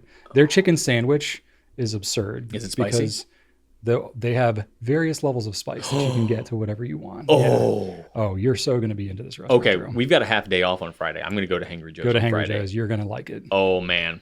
I don't know if they have bubble tea at that one, but this I don't care. the one near my in-laws I just want spicy had a chicken. bubble tea. So I had like the spicy chicken and waffles with like the kind of like smoothie style bubble tea to go I with have it. so And I much- was not hating anything about that. All right, tell me, does the chicken and waffles have gravy or syrup? Syrup. Okay, I'm less into that. You might be able to get gravy. I like gravy, but I that's got still good. syrup. That's still good. It was good. Trust Oh, me. man. There's nothing wrong with anything that was happening there. Oh, that's delicious. Have you ever tried hot honey? Have I asked you that before? I don't know. Maybe. I order my hot honey from I think it's AR's hot honey, but I put that on all my chicken now. See, I'm a wuss when it comes to like spicy stuff. It's not that bad. I mean, they also have mild hot honey. The mild hot honey you can get at Publix grocery stores. Oh, okay. It is a game changer. And you know me, I do not like sweet meats. Oh, I do. I know you do. So, but this with honey, it is an exception. Okay. Hot honey, man. Wow. Oh, I've been out for a while, so I've tried to make it myself, and it sucked. So I'm really Shannon finally said, I'm just gonna get on the website. I'm gonna order you something. Like, thank you. Yeah. Let's see what else is going on. So my daughter is in this little program. My daughter's in 5th grade, and she's in this program called Girls on the Run. It's like a combination of like a girls like running group, but also like a girl like empowerment type of a vibe. So like teach like girl stuff, which is pretty cool, and also exercise. So she's going to be in this group. There's probably like 30 girls in this group. Oh wow! At her school of various grades. They're all going to be running a 5K. In May, and I signed up to run with her. Did you really? I did. Oh wow! I want to support my daughter, and I run like yeah. I'm active. No, you can do the whole endurance thing. I can, but I don't have a long distance runner's body. Well, you do cycling, isn't that kind of the same thing? No. It's not? Not really at all. Oh, I don't know. I'm extraordinarily inactive. No, I mean, if you're generally fit enough to like cycle a lot, sure, you can run, but it's not exactly the same. Like with me, if I change anything, like I can be biking a lot and then I try to run, I'm like, this is hard. Or I try to swim, like forget it. It's not the same muscles at all. But I guess also running involves impact. It does. Yeah. Yeah. And it's like cycling is all like upper like thighs and stuff like that. Running, like my ankles and like my calves and stuff like that are a lot more sore. And I'm at my heaviest weight I have ever been right now, which I don't feel like super great about, but I got some like medical things and I'm getting into it. I'm talking to some doctors and whatnot, but because I got some things going on, but I'm like, you know what, whatever, I'm going to do it. I'm going to support my daughter. So we've gone on some runs together. Wow. Like she's doing the run, like that's really cool of you though. Yeah. So it's like, I'm looking for those opportunities, especially as my kids are aging, to like have things to do with them, because as they get older, their interests change and you have to like kind of evolve. Well, knowing you're going to get accidentally obsessed with it here in a couple of weeks. So running, I've pretty consistently hated running my whole life.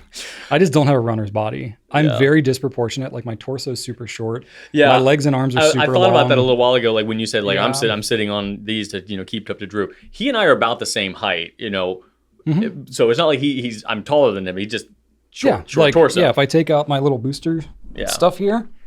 Yeah. This is my natural seating position. Oh, my chair's a little low. Yeah, there you go. It's still a little lower. Chair still feels a little lower, but still. Yeah. That's all I got. But yeah. I have no torso. But you're like what? Like 6'1", 6? 6'1". Yeah, so I'm usually 6. So if anything, he has an inch on me. But I'm all legs, man. Yeah. All legs. Well, if it makes you feel any better, I did a 16-minute VR exercise in my Les Mills Body Combat app, and I about killed myself. Yeah. 16 minutes. I was like, I'm going to die. 16 minutes, yeah. If you don't keep up with it, I'll say, I've been very fit in my life. I went to like military college. I was running like 6 miles a day with that group. I could do like 83 push-ups in a minute, that kind of a thing. Like I was super fit in college. I have never been there. Yeah, but let me tell you. Yeah, things different. It seems like it wasn't that long ago in my mind. And then when I'm like, okay, yeah, I haven't run in a while. I do a lot of landscaping and I'm very active. Yeah, yeah. But I haven't just like straight up run a couple of miles in a while. And so when I do it, I'm like, yeah, I got this. And then I'm like, oh boy, this feels harder than I remember. Well, I mean, there are bodybuilders and there are power lifters, and I'd say you're probably more of a power lifter type. Yeah. Yeah. Very much so. I started since my wife started working at home. I've been going home for lunch to see her, let the dogs out. Mm-hmm. That also means I'm no longer just eating these little portable Kroger salads that I used to just eat here. Right. So I'm eating leftovers. And I've got this thing in my head. I'm like, okay, well, cool. Let me just make basically what I made the previous night, like a full-on dinner. Yeah, basically. So I've been eating. So now I'm like, well, all my pants need to go up a size now because I'm eating like full meals on lunch. So I told myself, like, just use the small plates. Yeah. And you'll be fine. Like, so yeah, trying to focus on that. It's good. Haven't bought any new pants yet. But yeah, like when I'm sitting down, I'm like, oh God, this is different. I feel it, man. I can probably only wear like a quarter of what's in my closet at any one time because I fluctuate in weight so much over the years. that like I have all these different sizes. Yeah. Like, I have pants ranging from like 36 to 42. Yep, it is what it is. And the funny part is that I just hear my own voice so much because I've talked to my wife for so many years about body image and body positivity. I'm like, honey, you are beautiful. Do not compare yourself to others. Comparison is the thief of happiness. And then here I am balding and gaining weight. I'm like, oh, Drew, suck it up, bro. Suck it up, man. Don't be a hypocrite. Love yourself. That's right. That's right. That's right. The self-talk, man. So much of my self-improvement is just me trying to avoid being a hypocrite. Like with my son, it's like, hey, no, let's not do screens all the time. Oh, and then here I am like, I want to play some video games right now, but I'm like, crap, I can't. Oh, it's the worst. Because if I play video games, I just told him he can't, and I can't justify.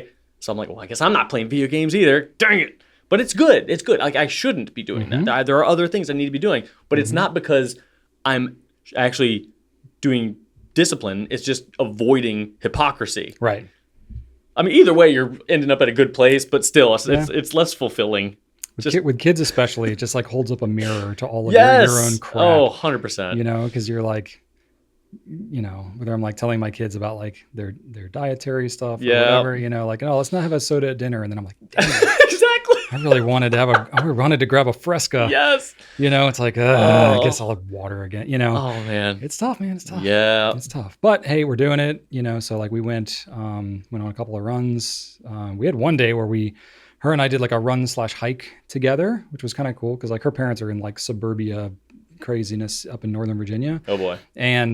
But they're like in a neighborhood with, I don't know, like 1,000 houses or something crazy. It's a huge neighborhood. Jeez. But it's like along a creek.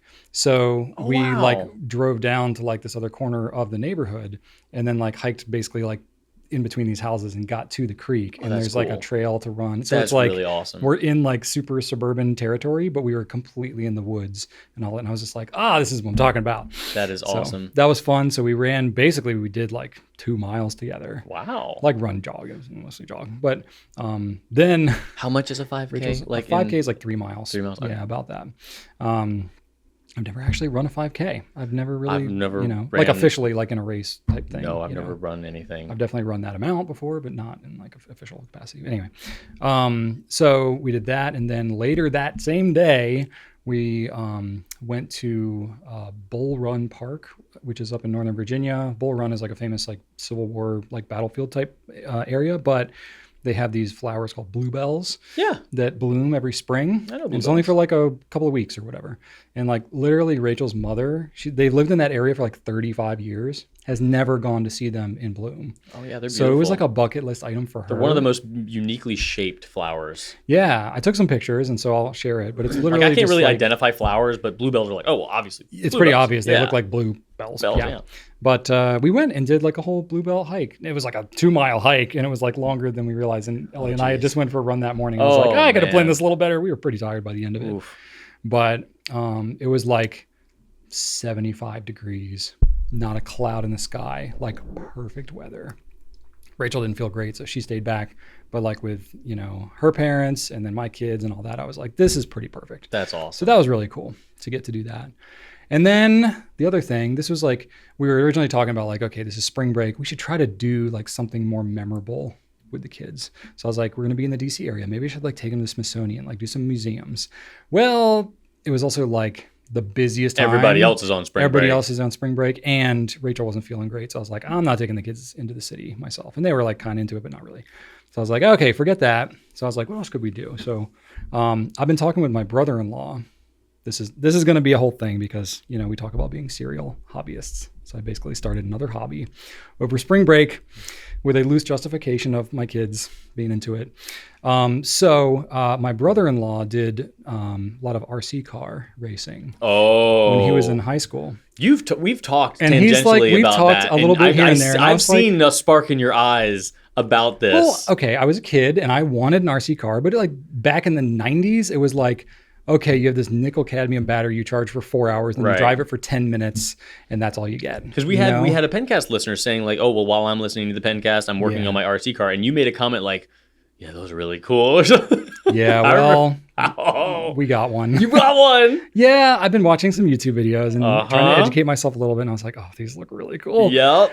And my kids were kind of like, ooh, these look really cool. Joseph especially. He was like, and have you built a ramp and path in your backyard? I did build a ramp. Whoa, I was joking. Built a ramp. Yeah, I did. I was kidding. Yeah. Oh my God. I did. So it was the kind of thing that I was like, okay, I was like, the concept of what I have of what RC cars were is like 30-year-old technology. Yeah. You know, so I'm like, it has to be way better now.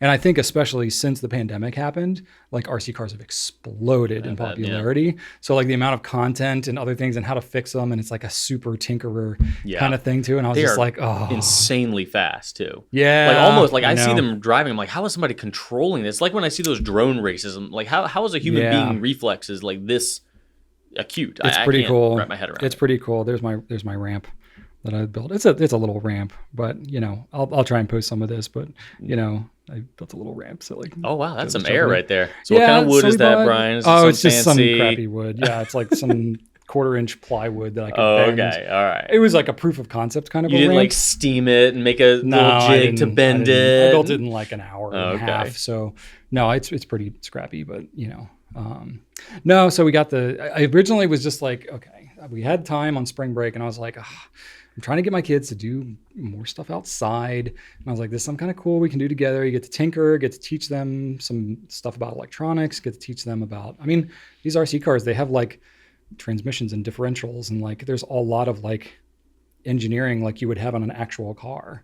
So I'm like, oh, there's like gearing ratios to mess with, and there's servo motors for the steering. And I'm like, there's like nerd technology in here that I could like share with my kids and be hands-on and all that. So I was getting into like doing that kind of stuff with them. So Joseph is into like Lego Technics and stuff. So like that's kind of tangential to his interest. Yeah, he was kind of into it. So you know, he was feeling the vibes. Because there are motors in Technics, right? Sometimes. Yeah. Oh yeah, and you build like your own gearing, you know, things, and you know, you can switch the gears to make it do different things, like on the cranes and stuff like that. So yeah, so I originally was like, well, I looked up and I was like, well, there's a hobby store nearby. Let me see, because I watched a lot of YouTube videos. Let me just see what these things look like in person. And as soon as we walked into the store, I was like, oh my God, this is so cool. Where'd you go? It was a store called Adrenaline RC or something like that in the DC area. Oh, gotcha. So this was up there because we had like, I mean, when am I not working, have time dedicated with my kids outside, weather's beautiful. And I was like, all right, feeling the vibe. So, you know, I talked to Rachel ahead of time and I was like, hey, here's how much these things cost. Do I have your graces if I find something cool? And I found something really cool. I'm sure you did. So I found a car that was like, it was like a pre-owned, but it was like really lightly used. So I got like an even better car than I was anticipating getting. But yeah, it can go like 60 miles an hour. Jeez. And the torque on it is insane. It's 4-wheel drive. And it's just like so freaking fast. It's so fun.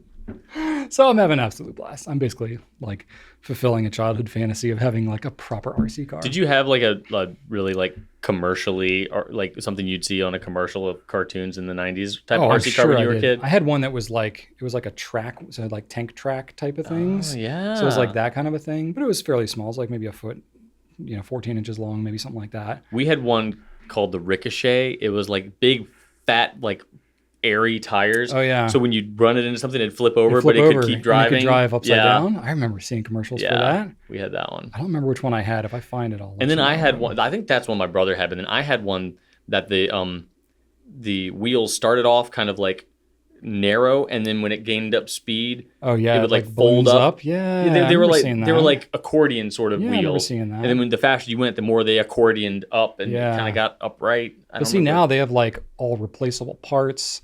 So you can. I mean, you can still get the janky ones at like Target that they're like. But they have like proper, sort of like you can get like a fountain pen at like a big box store. Right. But it's like the most basic. You can't. It's like a no-name thing. But then like you get the real stuff, and then it's like okay, it's much better. It's the same kind of thing. So. Oh boy. Yeah. So that's the thing. So that's been a fun little endeavor. So here we go. Instead of chess updates, we're going to be getting RC car updates.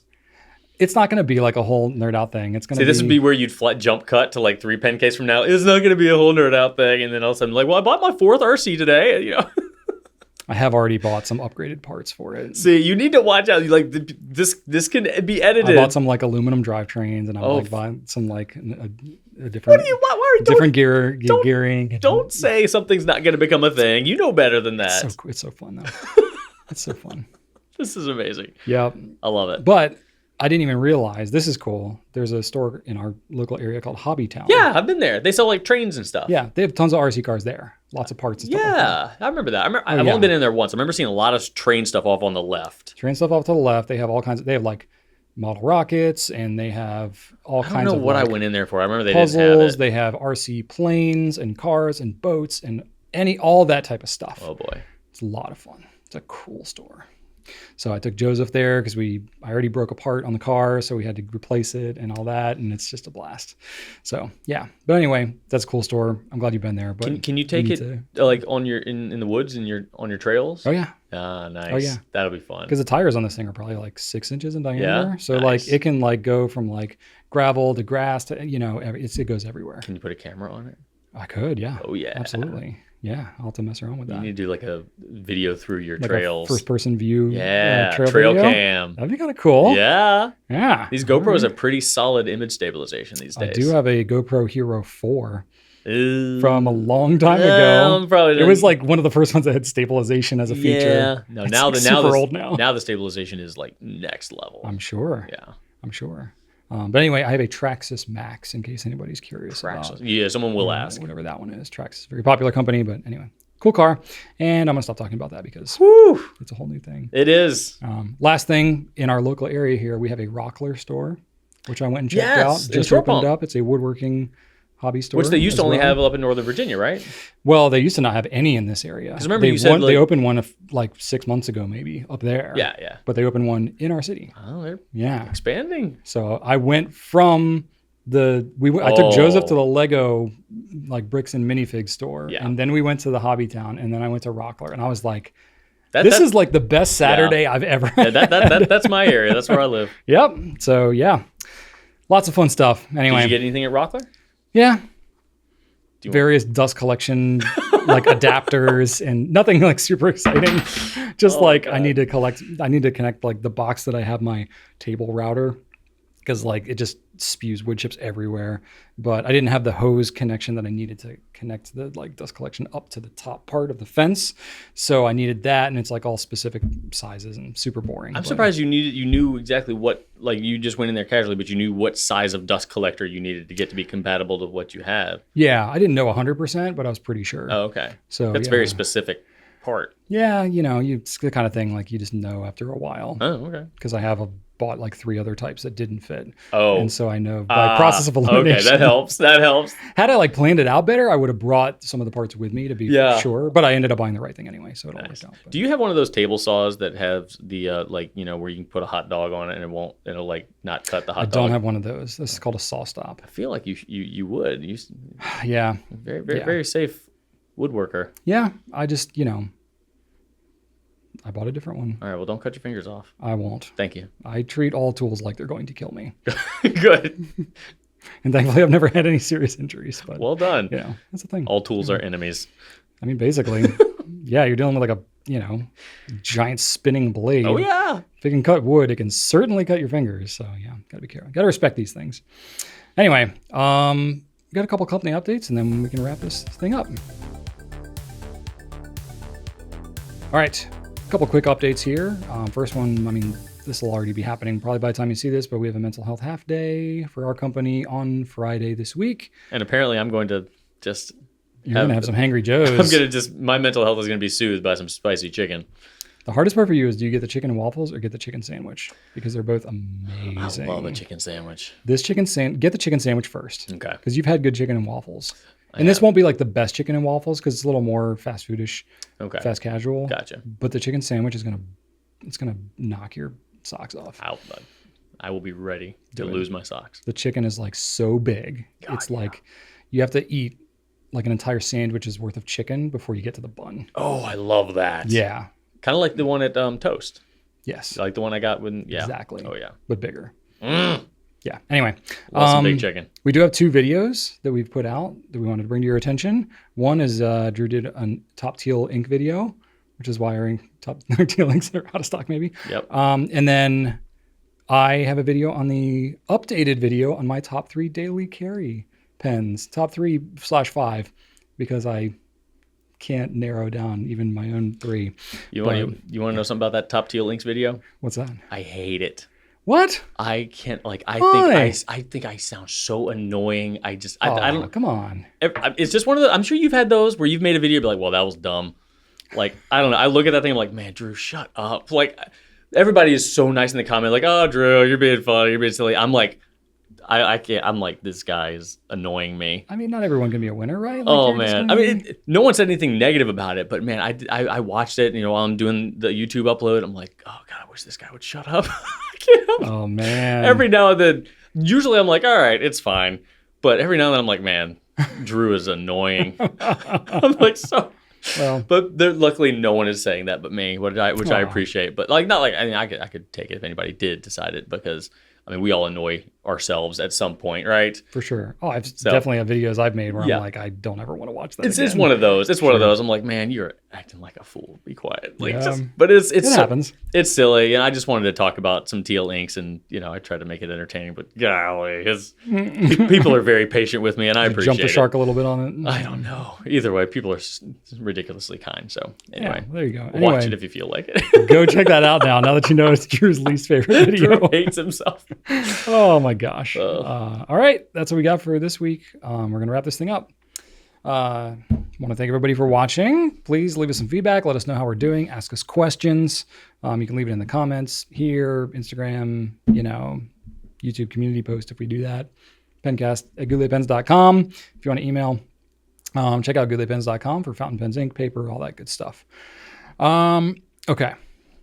So I was creatively bankrupt when I was coming up with my random facts this week. Drew was like, do some 1984 facts. And I was like, cool. So I tried to use AI to prompt it, and it just didn't give me some great ones. Oh, no. I was like, give me 5 interesting facts. And the first one was like, the Indian prime minister assassination. I'm like, that's not I came across that one a lot, too. I wasn't going to mess with that. So, there was the Olympics, the Los Angeles Olympics that were boycotted by Russia. Sure. Well, I wanted to not leave on a downer note, but there were a couple that were kind of interesting. So first one is the first TED conference. Happened in February 1984. I had that written down earlier. I had no idea TED was that old. Yep. No idea. I thought it started when the internet happened. No. YouTube specifically. I didn't know that either. So that's kind of interesting. So Monterey, California in February 1984. There you go. And then the other one that was kind of interesting was DNA fingerprinting. Happened in 1984. I did not know that. Yep. Alec Jeffreys discovered DNA fingerprinting, revolutionary technique used to identify individuals based on their unique DNA patterns. So that's kind of neat. Nice. 1984. 84. So there you go. Orwellian. 1984. Year of the rat, by the way. Yep. So my son asked me like that. He was like, I'm a horse. Where are you? I'm like, I'm a rat. A rat. Yeah. Yay. Yep. I'm a Taurus too, which is a bull. Bull and a rat. Bull crap and I'm rat. 2 fish tied together at the butt. So whatever. Fair enough. All right, that's all we got for y'all this week. Good to be back. We'll be back for the next several weeks, and right on.